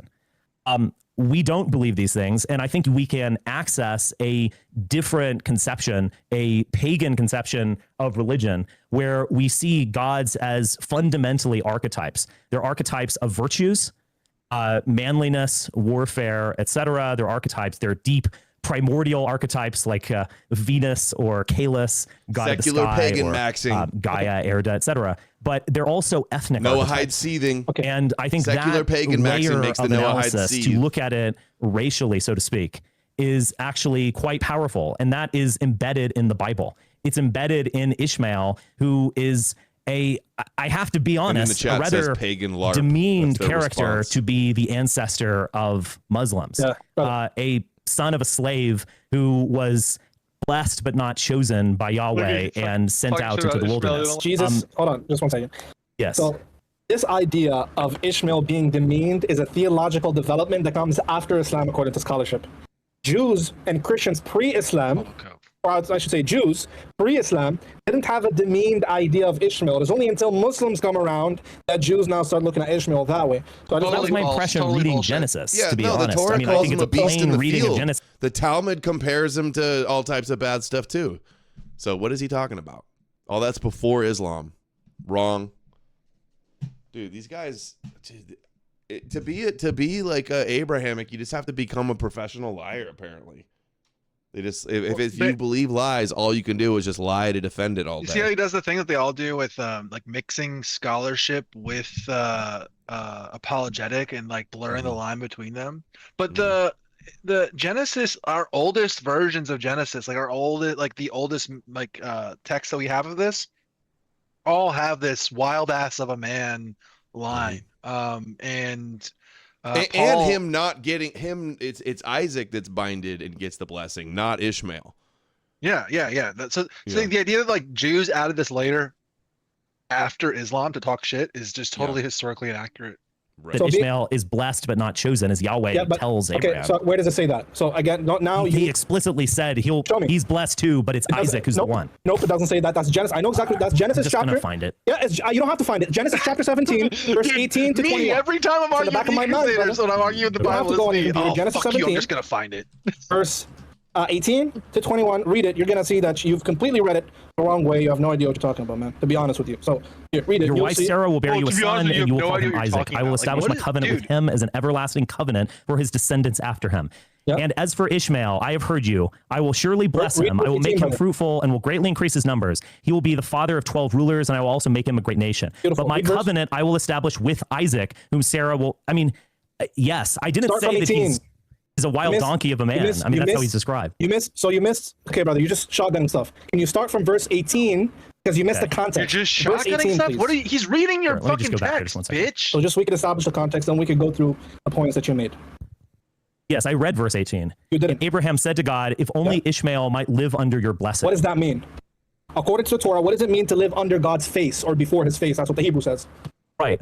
I get it. I understand So, the that. question was, what does it mean, brother? Well, he's blessed. I mean, you can tell me. No. So in Genesis, I'll tell you what it means. It's contrasted to Genesis chapter 1, where God says to Abraham, Abraham, It clearly be says it obedient establishes and live with before Isaac. my face or under my blessing.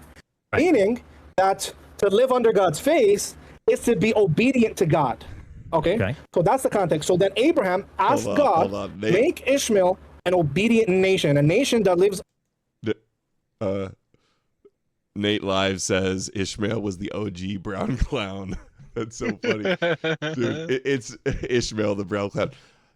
Abraham said to God, Ishmael needs a blessing too. And he goes, I will bless him and give him a great nation, but my covenant I will establish with Isaac, whom Sarah will bear. I thought you said that it was. They have their own little cope where, it's actually a callback to an earlier part in Genesis. They have a cope for this. They do that. This is basically what the Islamic text is doing. Is it's like it's looking back into the text through the lens of Ishmael and then doing like a retelling. So he is authentically explaining what Muslims believe. It's just the idea that this is like the authentic, true Judaism that Jews were practicing before. But this was the version. This is what it said before the Quran.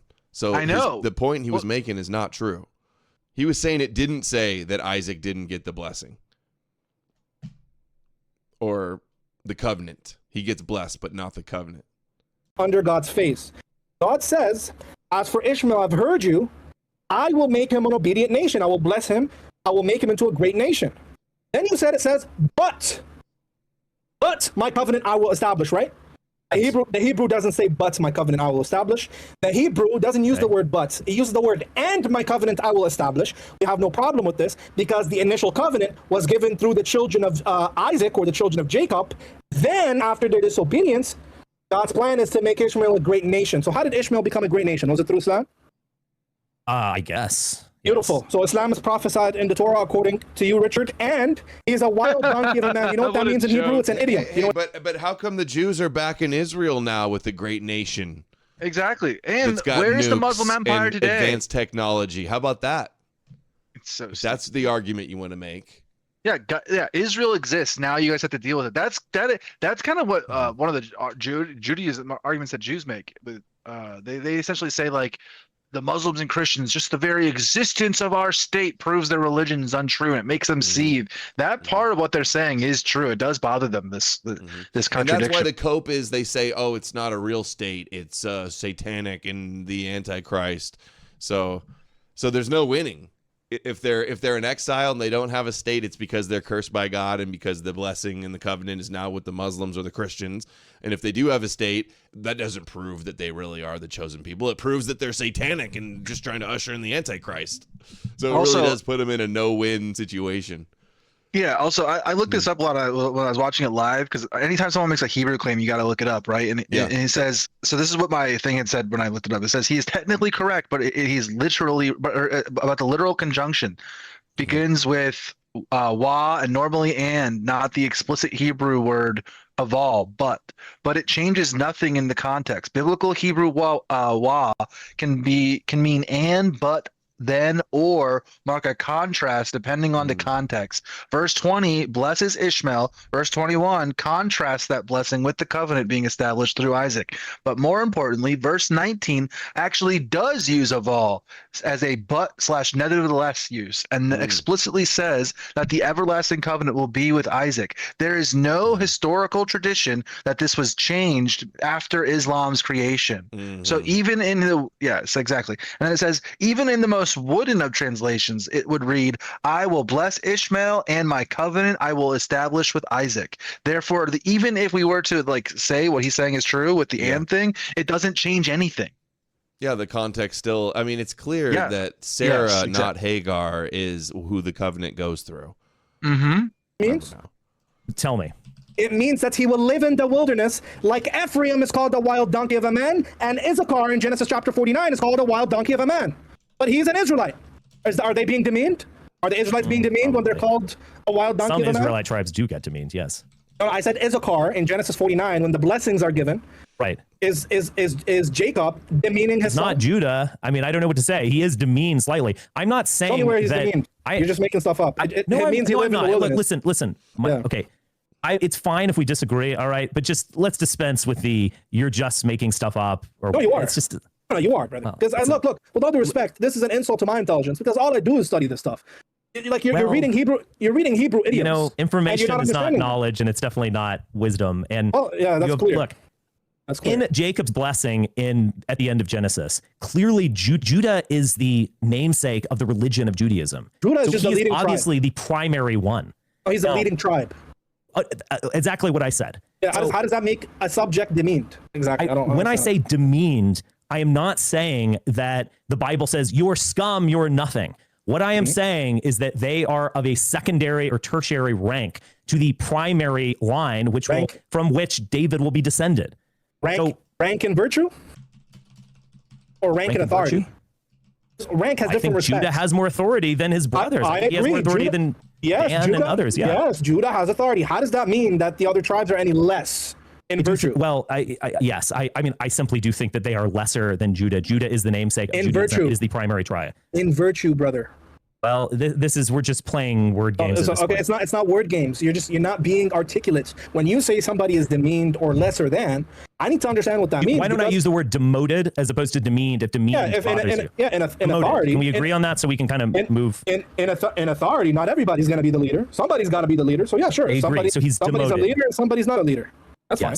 Yeah. So, okay. That's what I mean. So we can agree. Okay. But we keep coming back to this biblical stuff. Because Ishmael plays the second. He plays a lower rung role. Exactly all the other ones do. I heard about you yesterday. Are you a white supremacist or something like that? That's what I've been seeing. I want to know more about that. This part's fun. But that's what I meant. I'm not a white supremacist. Okay, so we get real brown clownery here. Right. I mean, we're focusing on criticism of the Abrahamic traditions, and from out of that, we're developing a rejuvenated Apolloism.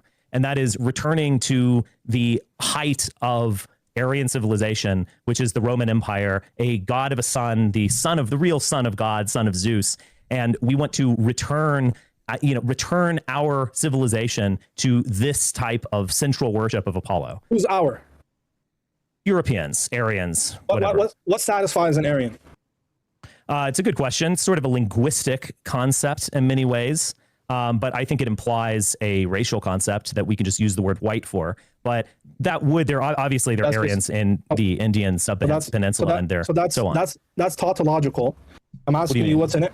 Oh, you're just repeating the thing. Right, so I'm asking what satisfies whiteness. What is that? It's on. Well, just to by the way, myself, real quick, just I gotta point this out. Best these guys have no problem identifying what whiteness is when they're talking Israel and calling it white supremacy. That they think that the Israel and the Jews and all this stuff, that's white supremacy. They're Polish. The reason that they're doing this is because of European capitalism, European colonialism. That's what all these brown clowns that are all going to sit there and argue. They have no problem identifying what is white and defining it when it's that, even though they're wrong when they're defining it. But they have there's no questions about that, right? But then anytime we assert a positive identity of what it means to be European, white, Aryan, however you want to label this or categorize it, then there is no such thing as these categories. The very idea of categories itself makes no sense. You have to define it exactly. Just because the lines are blurry, it doesn't exist. This is bullshit. Why is he even saying this?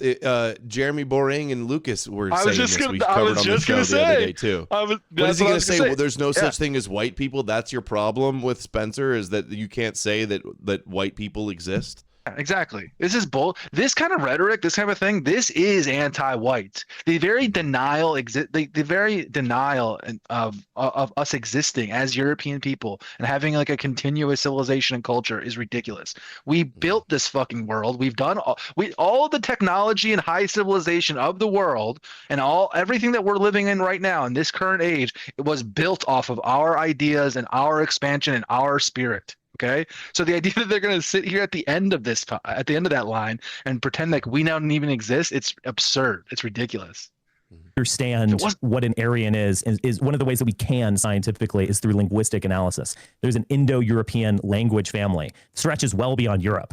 But that implies a race, if you will. Okay. Now, it's tricky, and there's always blurred borders whenever you do something like this. But that is what I am referring to when I use the term Aryan. Okay. And if we want to use the word European or white just because it's easier to converse, we can. Although that's not the best. So gypsies and Roma would be included in that, right? No. Oh, they certainly don't speak an Indo-European language. And they are of Indo-European heritage, are they not? Oh. Yes, they are. What are you talking about? Well, just because they were in a land where I guess we can connect it with Sanskrit doesn't mean that they're Indo-European. So how does that? Okay, so now you've lost. There are African Americans who speak English, and that's the only language they know. But I wouldn't call them Aryan. Okay, so 1 second.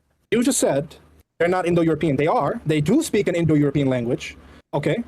Now, why are they not included in your white race? Because they originate thousands of years ago from a different land. Well, guess what? Europeans. That's like the language. Like that's a later development from that they picked up in diaspora. And gypsies are literally from India, and they migrated westward, and they're not Indo-European because they're not part of that tradition that we're talking about. The conquerors that moved out of the Eurasian steppe and migrated through all of Europe and established all of the civilizations and ethnic groups that we know about today, and they migrated all into Iran, northern India, all these places. The people that we know as gypsies, they came out of India in the 13th and 14th century. They migrated through the Persian Empire, they migrated westward through the Byzantine Empire, and migrated into Europe. That's where they come from, in the 13th and 14th centuries, migrating westwardly. That is not what an Indo-European is. That is not what an Aryan is. That is not what a white person is, okay? White people migrated from the Eurasian steppe into India and conquered it, and conquered those people, okay? They don't come from there in the 13th and 14th century. Gypsy Crusader would like a word. Gypsy Crusader would like this guy. He'd like, let him cook. He's cooking.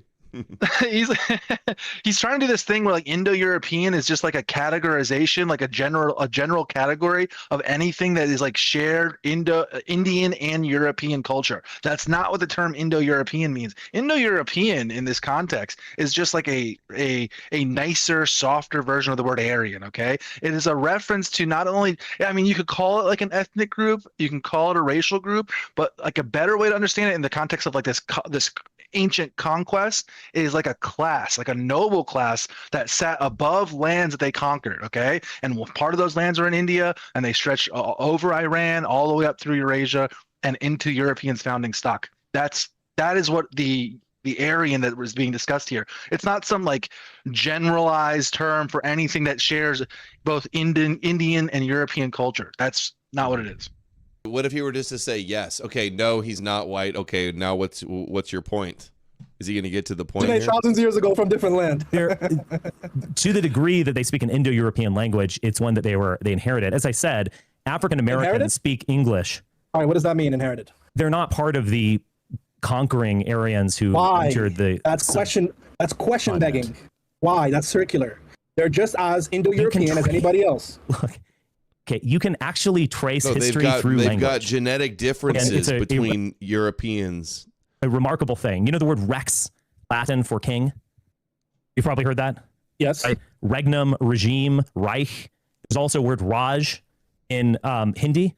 So you can look at these cognates and trace them back to a Proto-European language that implies migrations and splitting. The Europeans so didn't migrate? We can use language to infer history. It's blurry, it's complicated, but you can do it. And all Europeans, they're a different tribe, Germanic and Anglophone and all that stuff. They all migrated from somewhere, right? Right. There's an implied original Aryan homeland. Yes. Oh, what's that original homeland? We don't know, but it might be in How do you know the Eurasia. It Gypsies? might be actually in. How do you know the Gypsies don't come from it?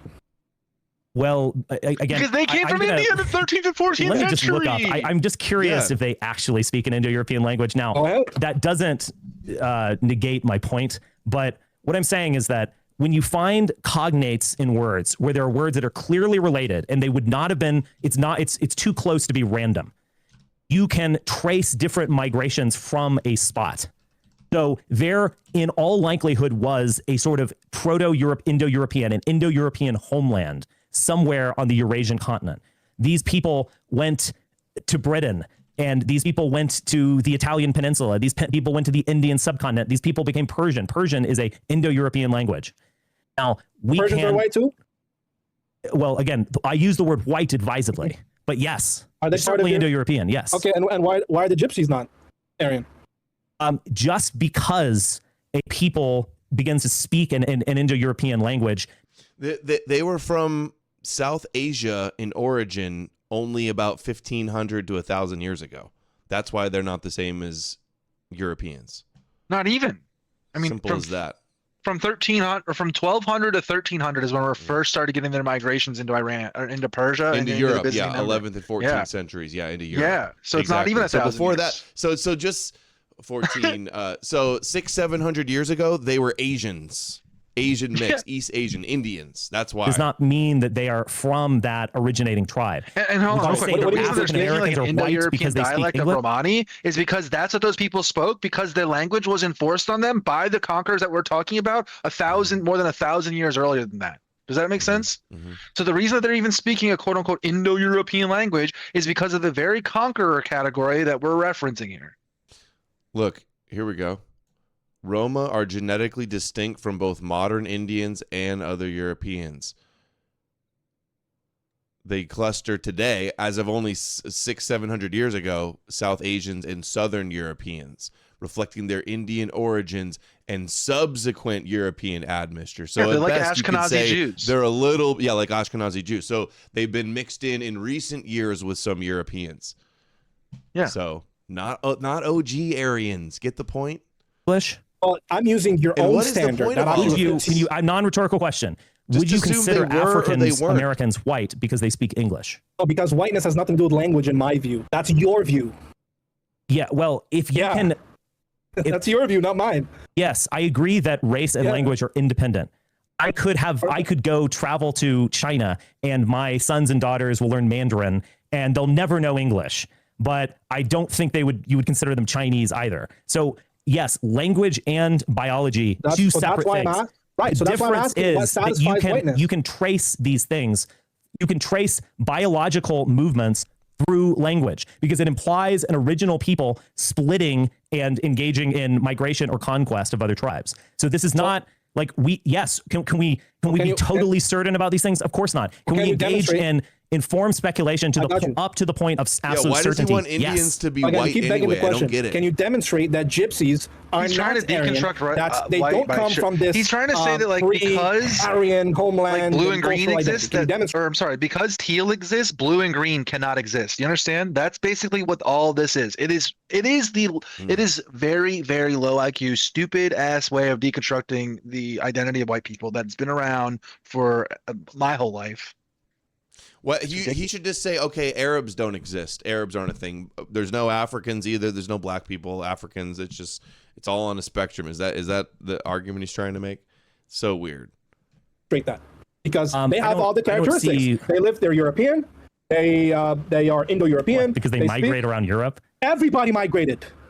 Dude, everybody. The Germanic tribes did. The English tribes did. The French. Everybody did. So they did just like everybody else. So now please demonstrate that. No, but the white people in Europe that we call Aryans did it way earlier. That's what he's not getting. Those time differences make a big difference. And it was a different people when they migrated in the first place, too. They were like basically the untouchables that migrated out of India. Okay, that's who they are likely descendant of. I mean, it's unclear what they are, but that's what I would say. Who was I watching the other day? There was a debate. Arvel debated and Nemos and got all into where Europeans came from and how we're not Israelites and Jews have different DNA. Yeah, That's what in it the was. lore, we're Japheth. Yeah. Of the Anatolian steppe was one of the first migrations or something. Yeah, way before the Gypsies. Gypsies are not white. Otherwise, you'd have to say Gypsies are part of your. Yeah, Romani is okay. Interesting. Romani is an Indo-European language. Very interesting. So, are they white? As I've said, just to reiterate, language, biology are not the same thing. However, we can see how language implies biological migrations through the study of cognates. So the fact that a people like the Roma or like who speak a Indo-European language, Romani is Indo-European, you're correct, or African Americans speak English, we simply have to make a distinction that they are not members of the original Indo-European or Aryan people who brought these languages to other lands. Well, demonstrate it. Why are they not white? I just did. All you did is just assume. Do you think the language moves without people? Like language just like on its own, the letters hop around and move somewhere? Obviously, people carry the language. All right. And why are the Gypsy and Roma not European? Why? And how do you? If you want to call the Gypsy and Roma Indo-European because they speak Romani, you can. That's not what I said. I said, why are they not white? Because you gave this, arbitrary criteria for whiteness. They have to speak the certain, a language family. Their language has to fall within this family language class. They have to have a certain migration route. Okay, demonstrate how they don't fall within what satisfies whiteness. I feel like I've answered this 3 times and I'm just repeating myself. That's okay. Well, you don't have to answer. Everybody knows. You can do genetic studies to also determine migration and intermixture, etc. I think a better question. Hold on. I think a better question would be to define whiteness specifically. Define whiteness specifically. He did, Sneeko. He said whiteness is when you speak. I specifically didn't say that. Can I hear the definition? I want to hear Richard's definition of whiteness. How about just before he does it, because it's important, because he switched it. When you can go back and watch the clip. I said 3 times. Okay, language, race are different. We can study biological migration through language. It's very helpful. I wish instead of going in circles again, you should just grant it. Okay, say they're white. Now, what's your point? What does that have to do with anything? Well, he's gonna get to it after this. They get to it where he's a universalist. He has a huge problem with this, and they think it's skin idolatry. Arvel was right. I just looked at this. Hunter-gatherers 45,000 to 15,000 years ago. This is where Europeans come from. Another big immigration. Early farmers from Anatolia, 7,000 to 5,000 BC. Yeah, so basically like pastoralist, 3,300. So that's where Europeans are a blend of those 3. Yes. Gypsies are Indians as of 1,000 years ago.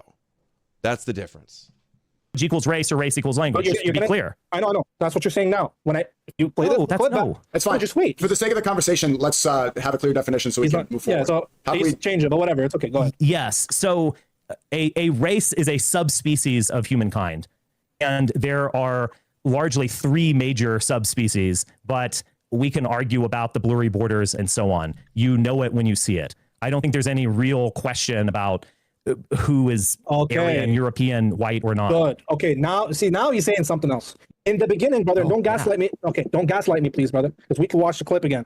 When I asked you what satisfies whiteness or what an Aryan is, you said, well, they have to fall under the specific family class Indo-European. That's what you said, brother. That's why we went into the Roma and the Gypsy, because they also speak Indo-European language.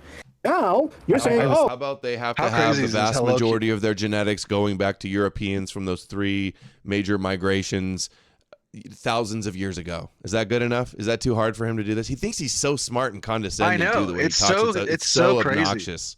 I know. Yeah. Responded to this. Okay, no, just let me finish. You didn't respond. You just begged the question. Now you're saying, okay, well, whiteness is something that's self-evident. It's something, humanity has split race into 3 main categories. Caucasoid and whatever, and those 3 main category, and white people are just self-evidently known. Well, I actually don't accept that premise that whiteness is self-evident. That's why I'm asking you, please give a definition that is exhaustive for what satisfies whiteness. I'm not going to give an exhaustive definition. I'm going to try to give a basic definition so that we can move forward. Why not exhaustive? Race is a subspecies of humankind. I ask you what whiteness is. It's a large breeding pool, and we can trace the outlines of the breeding pool. Language is very helpful. Language is not perfect, as I've said multiple times now. Like an African American can speak English. That does not make him Indo-European. So are there no other races either? I asked you what satisfies whiteness. Get ready. I didn't ask what race is. I'm trying to define things objectively, not Okay, in terms what of satisfies satisfying whiteness. whiteness? That's another question. No, that's what I asked. What satisfies whiteness? That's what I've been asking. Carlin, is he trying to get him to say capitalism? Is that what's going on here? Dude, that's what I was thinking. Is this his maybe Marxist this is a Carlin Islamic head. capitalism indoctrination? Richard should right have said whiteness is capitalism. That's what he should have said. Oh, I come saw on, a flyer Richard. today on a street pole with Malcolm X that said something like that. Isn't it crazy capitalism is racism or something? Isn't it crazy how this is like the right wing, like both Christians and Muslims are doing this version of like deconstructing whiteness, and then the left has their version where they see it through like this capitalism lens. So everyone is basically doing this in their own little way. Yeah, everybody trying to deconstruct whiteness, and Europeans can't have an identity apparently.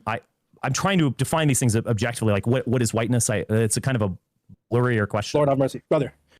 You believe that the races are actually given to us in the Bible, and they are the sons of Noah. Now he believes in the Bible. Now he believes in the Bible. Yo, come on, man. I don't have to believe that Yahweh is the creator of the universe to read the Bible and see what it is saying. What is the Bible telling us about the three sons of Noah? Japheth, Shem, and Ham.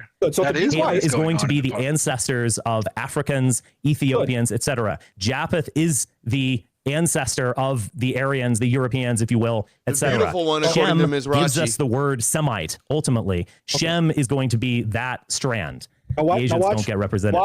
Watch this, ladies and gentlemen, No because Asians, no you just dug Mexicans. a deep hole for yourself, Mr. Richard Spencer. In order for you to demonstrate what whiteness is, you had to resort to a biblical character in the time of Noah and say Imagine that to how dumb you have to be satisfy to make this whiteness, you must be a descendant of such person. Now, according to, don't cut me off.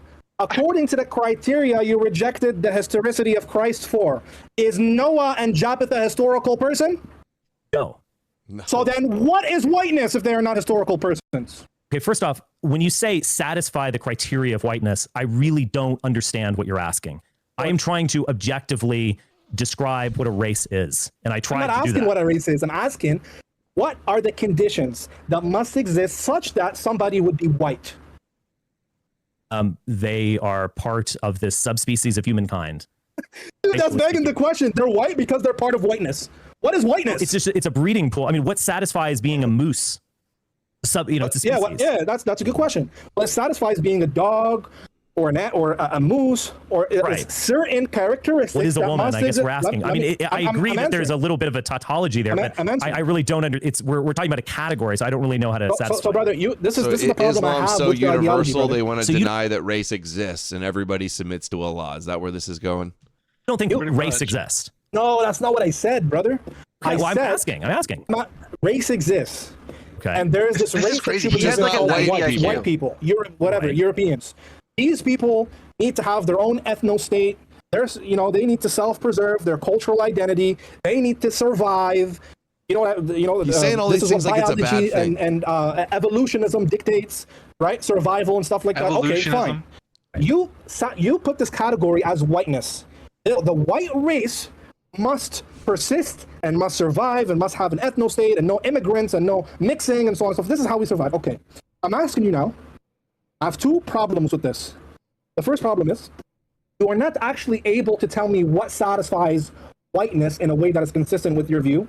Second issue is that even if you are able to give me an exhaustive, coherent criteria for what satisfies whiteness, the second issue would be is why would you focus on the category white instead of category tribe, family, religion, civilization? Why is it that what groups the people together is being white instead of being American, or instead of being Muslim, or instead of being from so-and-so tribe? Well, they're just different categories. I am a white American. Big Swag Fella says, holy shit, this dude is unsufferable. Richard should just hit him with the Aryan stare and move on.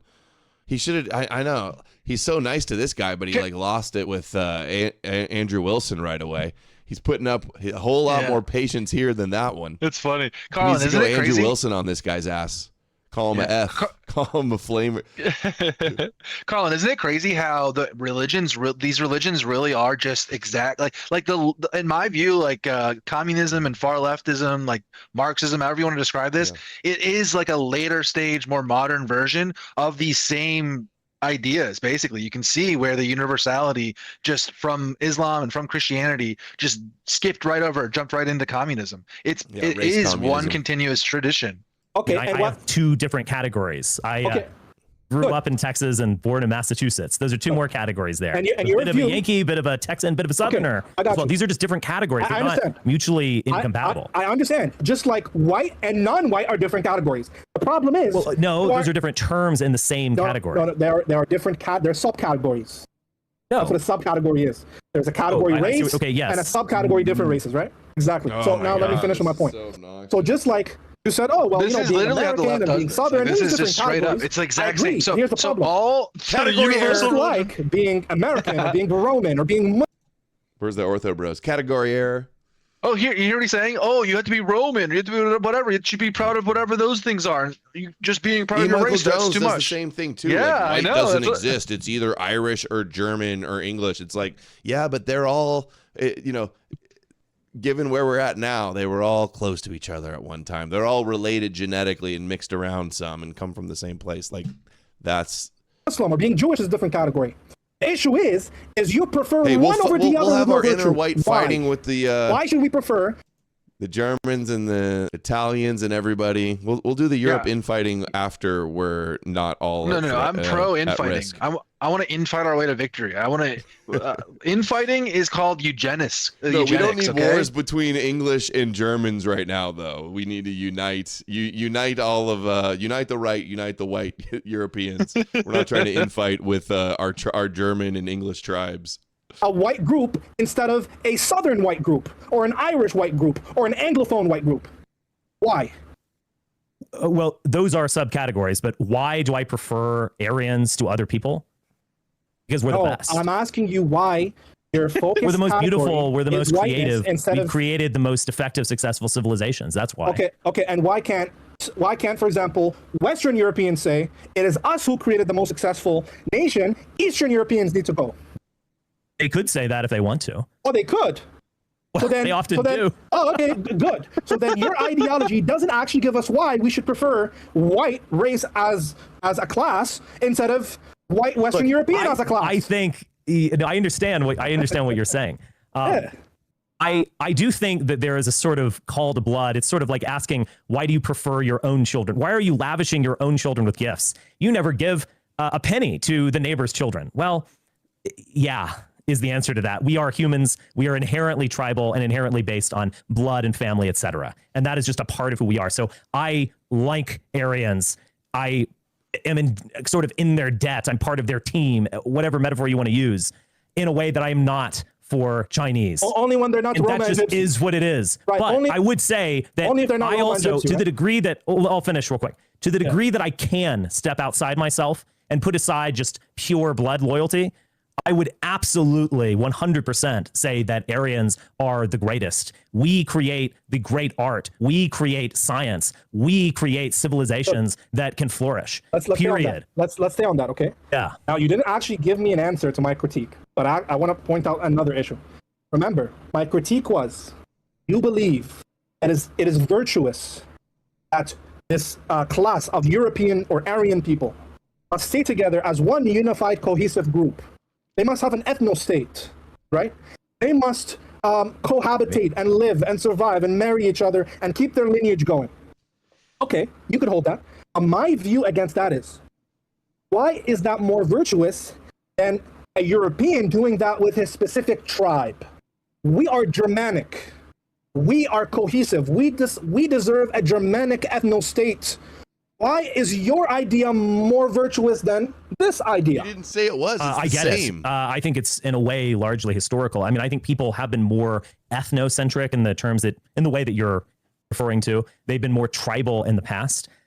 With the onset of communications and transportation, we are part of a bigger block in the way that we weren't.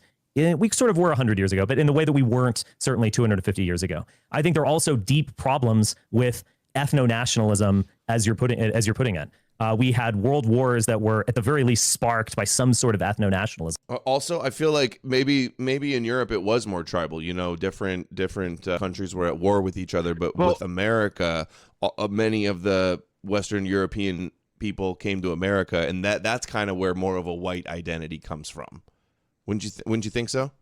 people in some Europe ways, consider themselves more German or English or French or whatever, but in America, we don't all still identify as those things because we're all mixed with those things, or it's just like we don't know. So it's kind of just more like a yeah, the history of brush Europe, I would white. say, is like this, like a history of competitive empire building. You know, the reason that Great Britain, France, Spain, or Germany or any of these countries like built great empires was to like England did it to fuck over the French. Like, let's be very clear here. The reason that we became part of what made us great is our competitive nature within ourselves. So we do in a way need to like harness that and understand like that is our history. That like the infighting and the competitive nature between us, that is part of what helped us compete and spread out. The reason that we wanted to take over South America and the world and all these things was because we wanted to get one over on our neighbors, basically. And the thing is that when we were doing that, we saw the world as still as us versus them. So we still saw the world as Europeans, Europeans that Portuguese and British people that were hanging out in Japan when we were colonizing Japan or any other place in the world.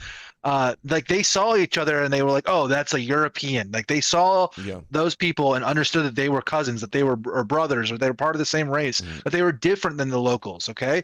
But they also saw that they were competing against that person in this global colonization agenda that was going on back then, right? So that's kind of what we need to harness, I would say, is accept like the competitive nature between ourselves while still seeing ourselves on the same team. And I would just like add one more part to that.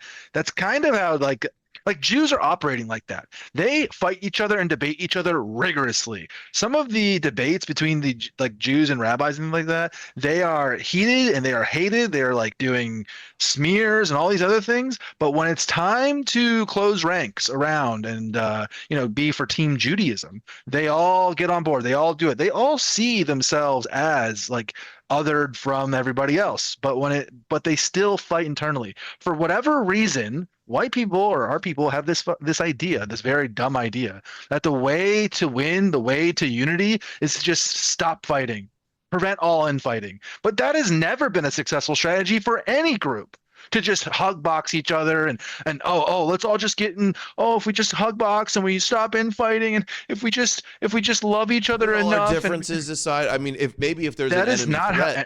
Yeah. Nobody wins Imminent. this way. Nobody wins that way. Well, it's not that it's an imminent threat. You can't organize action this way or do anything because everyone is walking around eggshells like, oh, well, we can't say anything about this person because we have a coalition with that person, and we can't do this because of this person. No. It takes a rigid, strong, basically personality cult in a way, or strong ideas that are going to like cut through the infighting and win out ultimately. You can't stop the infighting to win. Yeah. Iron sharpens iron, something like that. Yeah, iron sharpens iron. Yeah. Well, there we go. Boom. That nailed him. And those have been two of the most catastrophic things ever. So I don't, what do you mean? What sorry? In terms of more virtuous, look, what is virtue? Ethno-nationalism? Just wait one second. Ethno-nationalism. Yeah. What do you mean? What do you mean by that? An ethnicity. So I'm referring to an ethnicity as a kind of sub race. So you're not just European, ethnicity. You're German, but you're not. Oh, I said Germanic. Maybe not even German, because Germany is a collection of tribes. You're Prussian or something. I said Germanic. Not German. Well, that's already pretty broad, to be honest. No. Oh, and white is it? White is broad. I don't doubt that, but I'm just saying Germanic is already quite broad. So broadness is not an issue. Why can't somebody prefer the existence and persistence they can. and the superior? Okay, so your view is not more virtuous than this view, right? They absolutely can, but I also think that a smaller nation state is going to be gobbled up, if not crushed by larger blocks. Vis-a-vis 1.5 billion Chinese, Germany doesn't stand a chance. Is it more virtuous? The European Union, Germany does stand a chance. So I have a political preference for large blocks. What kind of question is that? So I ask you, is it more virtuous? Was the question? What do you mean by virtue? Because is it better? Is there more benefits? But it's because it's a reference to Islamic theology. Basically, they have this idea of virtue that's very important to them, and doing things through virtue, and like it's like they define virtue and they're obsessed with virtue. He's going to go into the etymology of virtue. Is it not virtuous to take better care of your family and your close kin than foreigners or foreign threats or foreign competitors? None of these things are real. All that matters is the survival and winning of your people. That's all that matters. All this other fluff is just how you rationalize it after or before the fact, okay? That's all that matters. Everything else is fluff. Oh my It's God, veer. It means you're gonna manliness. so now we're gonna do what's his Yeah, name? we're more manly. We can What's his kick name? So more now- ass. so now Is we're it saying white Arabs. people over in Well- whatever Muslim country he came from, whatever Arab country, saying, "Oh, your people don't exist. Oh, you want to preserve your ethno state? Oh, you need to be universal and virtuous or whatever." It's always the other way around. Only white people get henpecked like this. I Our plans. don't What does want virtue to. I don't want to mean? engage in semantics. What I don't what want to is engage in virtue? semantics, but well, hold on. Why I mention that is that many people will use virtue. They'll use the word virtue to refer to female chastity. Maintain your virtue, honey. Don't let him buy you a drink at the bar. Now, other people, Christians, will use virtue as sort of being a Christ follower or being like Christ, turning the other cheek, not resisting evil people, all that kind of stuff. When I mean virtue, I mean it etymologically. Okay, it means well, manly. It means kicking ass. I don't mean it that way. So, I mean, is yeah, it more that's what I morally- mean when I say it's Okay, more virtuous to have united. I guess Asians don't exist because there's Koreans and Malaysians and Chinese and Japanese and Filipinos. I guess there's no such thing as Asians either now. Empire. is We it can more- kick a ton of Brother, ass around is the your- globe is when your we are view- united as Aryans. brother, so- when we're so I united as got- Germans, you're less just ass preaching. is being kicked. You're preaching now. You're just And preaching on now, some brother. level, that's all I care about. He's to trying be to dumb honest. it down for him You're so actually hard. dealing with- And the thing is they don't want all the Europeans. Yeah, that's what they're teaming mad up on about. that level. Yeah, That's exactly. That's what they don't want. Well, I think that these people aren't really smart enough to really understand this, but they feel it on like a intrinsic level or an instinctual level where they realize that basically if white people did this, if we saw ourselves as one, teamed up, did made ourselves into like a global empire, Europe and America and Australia, New Zealand, all united in one big alliance, that nothing in this planet could even compete with us remotely. We would once again dominate the globe, and right now, from their point of view, that's what we're currently doing. They think that we currently dominate the globe, so they're trying to like prevent this from happening, preventing this awakening or any sort of like seeing ourselves as that global empire again. They are terrified of it for that reason. So my objection is it more morally excellent to unite as a white race instead of uniting as a white Germanic group? Morality is gay. Like, Morality is is it, gay? Or not? is it more Morality is moral? gay. Probably not. I mean, but morality is Morality not is something morality in the sense of like Christian morality. Are we going to be like more pacifist or nice or whatever? I don't give a shit about any of those things. Well, that It has wants nothing- to be able to dominate other people. and So who said- we need and- to be united so that we can be So less you've been- moral. Hey, brother, you've been talking to too many Jay Dyers and evangelicals, brother. That's what's going on. There's I nothing. don't talk to them that much. but There's yeah. there's nothing in the word moral or moral excellence that implies pacifism. Do you, and do being, you think Jesus was Let me morally finish. excellent? Just let me finish, brother. Let me finish. There's nothing about being morally excellent that implies this Christian idea of being subservient and being a fruit cup and loving your neighbor, not loving your neighbor. Sorry, So they think not it's hating moral your to enemy conquer and us with the turning the other sword. cheek. That's There's what he's nothing. saying right now. There's nothing that implies that. Okay? All that is It's Islam- moral to subjugate us and impose Sharia law on white people. That's moral to him. Well, remember That's what he he's said trying to earlier. explain. He said that earlier God He promised wants it them to not conquer just the world. He Yeah, wants not Islam just to the conquer promised world. land. They don't just they don't just own Israel. That's not what the Muslims were promised. The Muslims were promised the world, and he said that they will one day have the world, and that all of the enemies of Islam will be conquered. So he's sitting here, part of an international empire that wants world conquest, and he's crying about Europeans trying to unite under one banner and have world conquest. Like they don't want competitors. My language, brother. Islam sounds So you pretty should become cool. a Muslim. So you should become a Muslim then. Maybe. So do you have a problem with this White Sharia. hypothetical white race practicing Sharia law, being Muslim? Yes. First off, what's the issue? I Hitler grant said that in Mein Kampf, too, there are right? more manly virtues. He it's a admired tautology in parts of itself, Islam. redundancy. There are more manly virtues to Islam vis-a-vis Christianity taken as a philosophy. Now, have Christians engaged in colonialism, genocide, conquest? It's of course they have, and in many times, not always, they've justified their desire for conquest through Christianity, and it's a great irony of history. But taken as philosophies, is Islam more badass than Christianity? Obviously, it is. Okay, so But I don't want Aryans to adopt Abrahamism any Why? longer.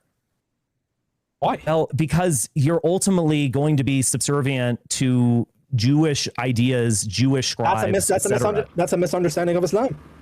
Okay. I just told you, there is nothing Jewish about Islam. Islam is no. You believe that Islam is the Jewish, that Moses was Jewish, that David was Jew. Or I'm sorry, Moses was Islamic, David was Islamic. That all the prophet, he basically is taking the word Islam and backwards projecting it into the Old Testament. Islam, there's nothing Jewish about Islam. I mean, this is purely a word game. This is purely a word game that they do with this thing. It's ridiculous. Yeah, no. It's just like when the Mormons claim that Moses was a Mormon and all this other stuff. It's insane. Rabbinic Judaism. That the correlations only exist because there is a remnant of divine revelation. Not everything Jews believe in is wrong. There's some things they believe in is true. Sure. And because it's true, we also believe it, because we believe in what is true. But Islam, do you agree, for example, that Islam has produced the most successful dominant empire known to mankind? Maybe in terms of territory, I'll take your word for it. But in terms of developing civilization, I wouldn't agree. Oh, yeah? Like what? I don't think it holds a candle to the Roman Empire, but... Oh, okay, what about... You can stick up for your people. I get it, you know? No, I want to challenge that. What about the Roman civilization is more civil than the Islamic civilization? I don't want to answer it in the terms of civility, but they took Greek culture and they created a sort of infrastructure that could support Greek culture. They took the gods of the Greeks. They took so much of the literature and ideas of the Greeks. There's the anti-Western attitude too. He's like, oh, well, you had bigger empires, but it's just because you weren't civil. We're more civil than you were. That's what he's getting at right there. That's the cope. Or a civilizing force in the sense that they developed infrastructure, armies, plumbing, political systems, etc., that could hold up that culture. And practice a lot of homosexuality, right? Well, they did at the end, but I mean, look, societies go decadent. There's a lot of homosexuality practice in the Muslim world. Oh, no, there isn't. There isn't, brother. Not in comparison to the rest. Yeah, there is. You can never make an experience, and a comparison all throughout time is clear that European identity. He's like, you got to meet my friend Basil. As long as it's been Christian, has actually been a failing civilization. Only when they moved away from Christianity in the Enlightenment period, they became economically successful.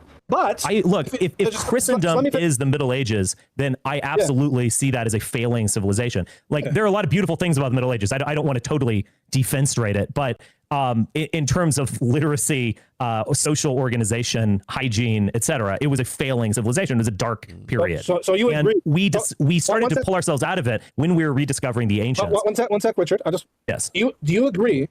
While Muslims were engaging in Aristotelian and Platonic philosophy and in medicine and in all kinds of sciences and building empires and schools and universities and hospitals, Europeans were now bathing for years on, living in shit in mud houses. It's very good stuff. I mean, you were the Islamic Golden Age was a way of continuing the culture of the Greeks in a new form. And I think there's a lot to admire in Islam. So it sounds like your hypothetical ethno country full of white people needs Islam, brother. Yeah, isn't that interesting? How basically we need paganism. We just don't need Christianity, not Islam. Well, isn't it interesting Islam today? Yeah, well, Islam's golden age was basically, in a way, it was it was in the same way the Enlightenment for Europeans was like a returning to paganism and rediscovering those pagan ideas and like bringing forth those ideas of rationality and understanding and promoting science and all the things that we were associated with the Enlightenment. Islam was doing the same sort of idea where they were keeping the pagan records and pagan medicines and books and their medical journals and things like that.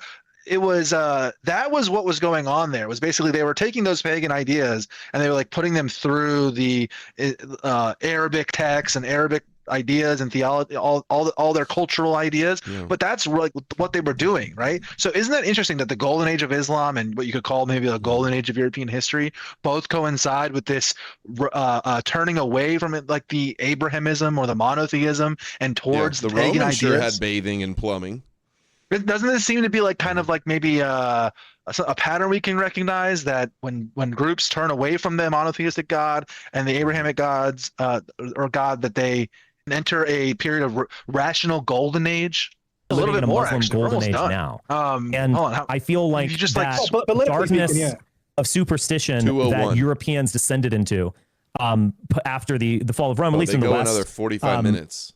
That is what is Muslim people extended to as Richard, well. what I'm asking is, so I don't think real quick, just to put a cherry on top, I don't think the answer to all of this is more Abrahamic religion.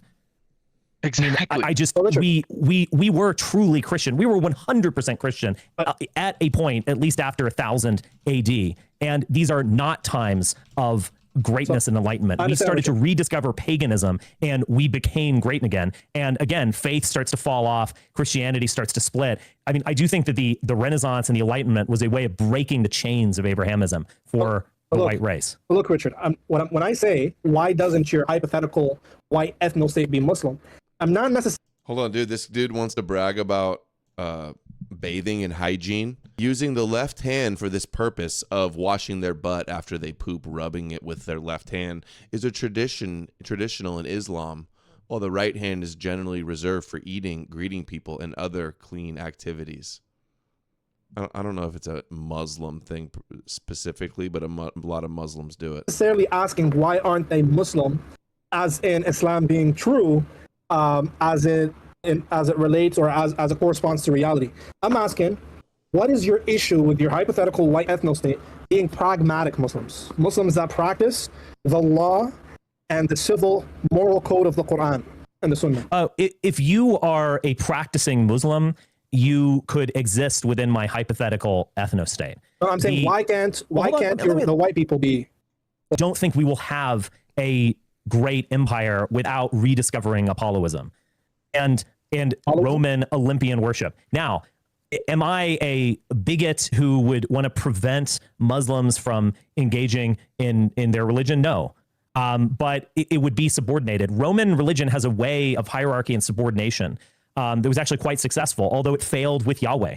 New gods can enter the pantheon. They can be secondary so long as it is Jupiterian or Apollonian in this sense. Now, the problem with monotheist is that you believe there is only one and that is the only way. And so there's a sort of intolerance within the monotheistic mind that is not present actually in the pagan mind, where you can understand other and confront other deities as expressions of peoples, that is ethnicities, as states, as ways of life, etc. So, Richard, what I'm asking is, forget about monotheism for a second, because that's to do with the theological aspect. Would you have a problem with your hypothetical white ethno-state practicing Sharia law? That should not be the public faith, and that won't be the state religion. What's the problem you have with Sharia law? They do the same thing. It's not so much the actual law. I'm sure there's plenty in Sharia law that would coincide with English common law. I don't want to get into these kinds of things. You just said you don't prefer it. You said you don't prefer it. I want to know why.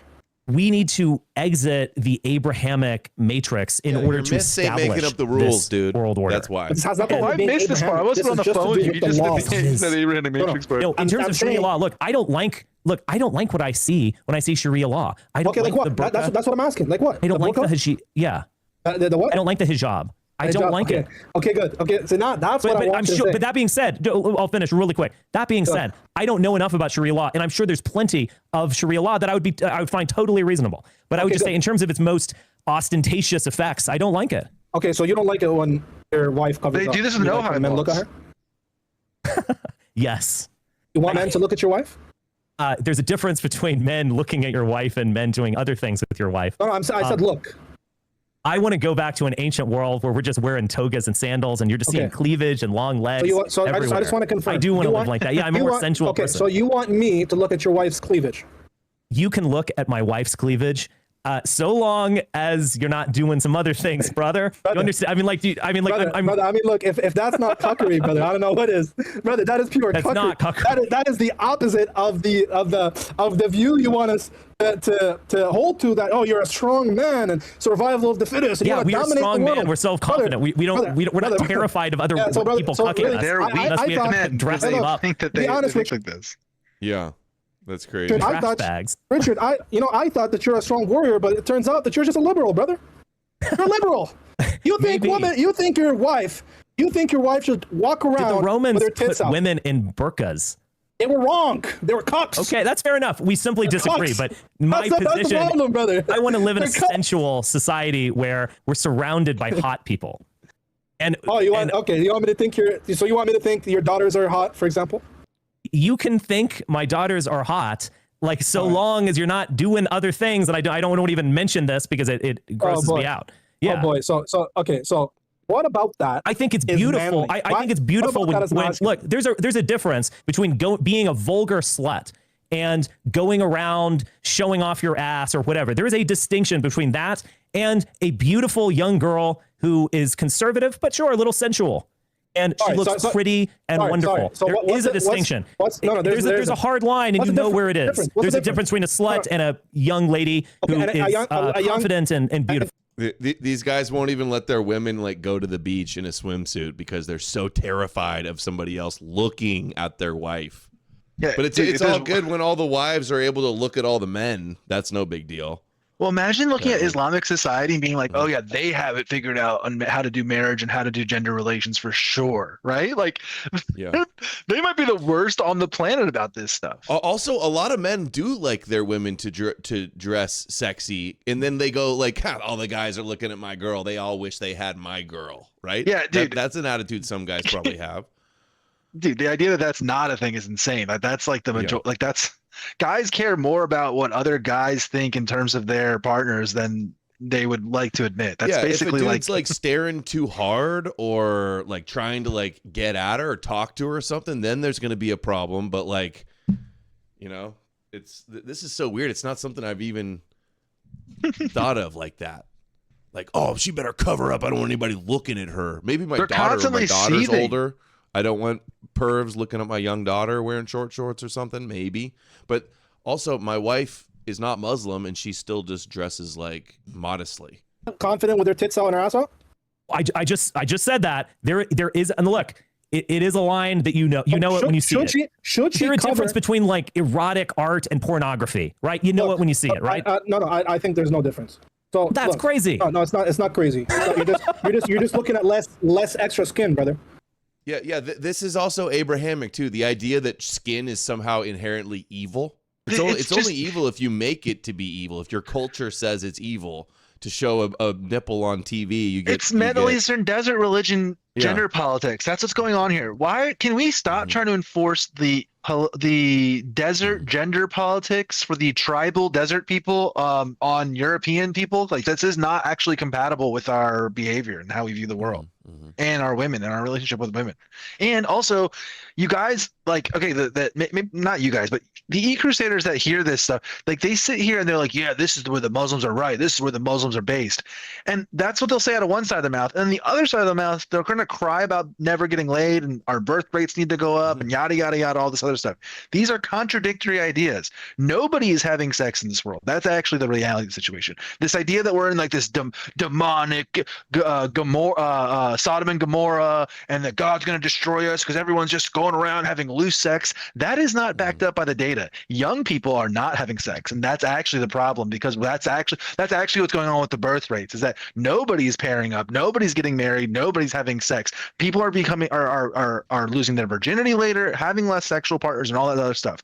The extreme outliers, the top 10%, are having way more sex than ever before. That's true, but for the vast majority of people, they're having way less sex. And that the problem with birth rates, the way the Abrahamics look at this thing as like some sort of binary, like, oh, all you gotta do is have more religion and that means more birth rate, that's good. Like, this is a simplistic way of viewing it. The reason birth rates are low are because of many factors: economic factors, technological factors, social factors, all sorts of monetary factors. All these other factors that go into it are complicated in how they work, but their solution to the problem absolutely will not work at all. It will continue to drive the gender divide between white people if white men continue to try to emulate Muslims or Christians when it comes to this bullshit with women. No, it's the intention. This is what I'm. It's the intent. No, hold on. It's the intention in the filmmaker. It's not just the intention. It is an intention that you can discern. There's a filmmaker. I'm going to finish real quick. Sorry, I don't want to interrupt. Look, there's a filmmaker that can show a beautiful woman running through a field. What makes boobs inherently bad and not virtuous? Can you explain that? The Jews told us. The Jews told us. Yeah. Well, Adam and Eve in the garden, once they sinned and they had to cover themselves, they recognized their nakedness. Like, that, is that going to be the logic of why it's inherently evil? Jumping into the ocean, and it's sensual and it's wonderful. The intention of a pornographer is to most likely degrade sexuality, or at the very least depict it in a graphic, vulgar form. There just is a difference between being fun and being a skank. There's a total difference, and you know it when you see it. So Richard, Yes. what I asked you is it okay for a woman to walk around with her breast out and with her other parts, special parts out? Is that okay, or should she You mean cover up? unclothed breast and vagina even? No, not fully unclothed. Okay. Unclothed enough. Is that okay? Do you think that's fine and acceptable in society? Yes, in the sense of we need to. Okay. can you see the female form? I hate this people, and dude. is it? Dude, we need to like literally Sense- conquer the galaxy and find other planets that have beaches so that our hot ass women, our hot ass European women can sit on those beaches in their bikinis and sit out and look and say, oh, look at what we've conquered. Okay. That's actually the goal, is to put hot ass European women on beaches on other planets. Okay. The idea that we're going to sit there and put them in burqas, that's somehow the goal. Yeah. Fuck off. Does this guy look at like some African tribal women like dancing around with their boobs flopping around and look at them and go like, those evil whores? Like, no, that's just like what their culture is. So The stupid. dudes are all used to seeing boobs, just like they're used to seeing the women's faces and stuff. They're So like it's not seething some- incels. They're like genetically incels. These people are genetically incels at this point. Sneeko's like, I like boobs. Maybe I'm not Muslim. Well, yes, I do think that is fine. I You want to live in a Apollonian? society where Apollonian women are arc? free to Let's act go. like that. Correct. I got you. Now, why can't somebody say, I want to Only live live in hard if you must. So why can't somebody say, because look, the response you're going to give me here is going to work against you. Why can't somebody say, well, why, we want to live in a free society where women can just walk out commando? What's the problem with that? I mean, just to reiterate, I've said this twice now. I mean, there tell me is a what's the line problem between with that? total vulgarity Brother, and I'm sensuality. not asking about the and intention. You know it when you see it. Brother, I'm not asking about the intention, brother. What she intends, she wants to be a whore. That's not what I'm asking. Would I see? I'm asking- Is there a Yeah, difference? Richard, how can you between justify and this? full A Jew breast? didn't write down Yes, for you there to is. tell you it was from God. What are the societal effects in case A and case B? Could you just tell me what A and B are again? A woman walks around with her cleavage out enough that it, enlight or put desire and lust in another man who's looking for her at her.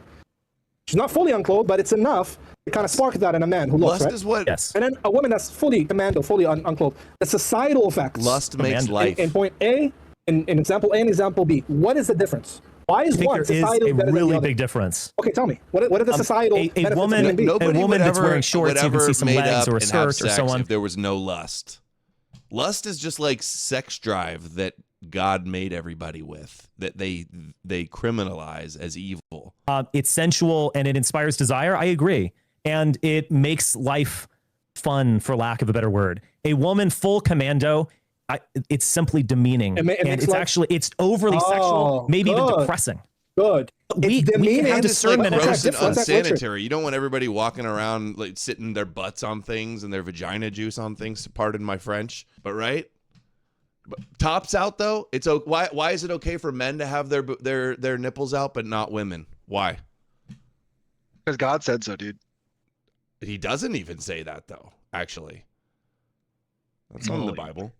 Bible says nothing, no rulings on the nipple question. Yeah. According What's the to Talmud whom is it overly sexual?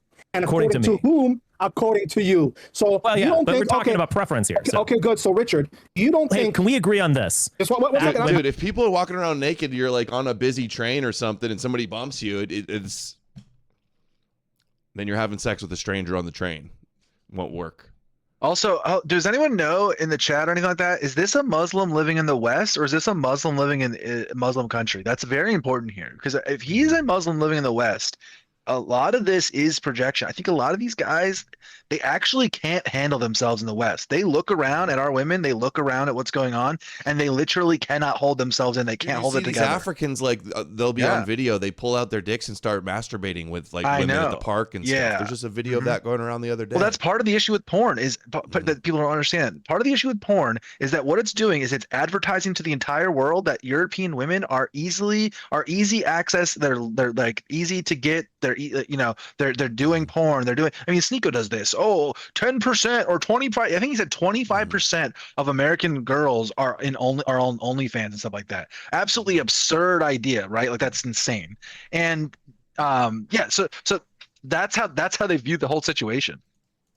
Remember when I did the street interview at the beach with the dude, and he's like, "Oh, it's so satanic because all the girls are like in bathing suits."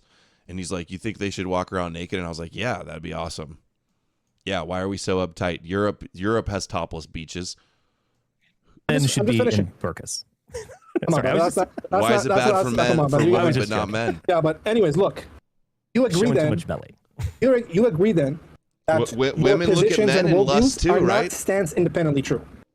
Yeah, because I'm not a monotheistic extremist who thinks that if I see a little leg that I'm going to go rape this woman or something, or I can't control myself.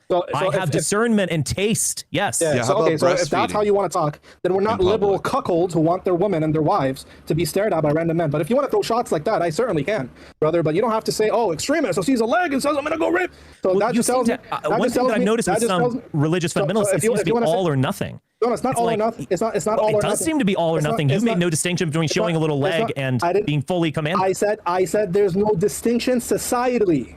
That's an intention. Yes, a woman can have the intention of being a straight whore and dress a certain way. Another can think, oh yeah, this is odd A for woman me. can be a whore and wear a burqa. That's what. Oh, yeah, of course. But we're not talking about that. We're not talking about intention. We're talking about the societal effect. Because you're trying to produce this great empire society. White people dominate. We're manly. I think the and societal effects of putting women in full burqas is terrible. Just let me finish. I know you think it's terrible because you're a cuck, brother. That's it. Well, you want other women to be naked. You want your women to be naked. our women in full hijab, so that makes us cucks. Okay, you're an idiot. That's I think we should just end it there.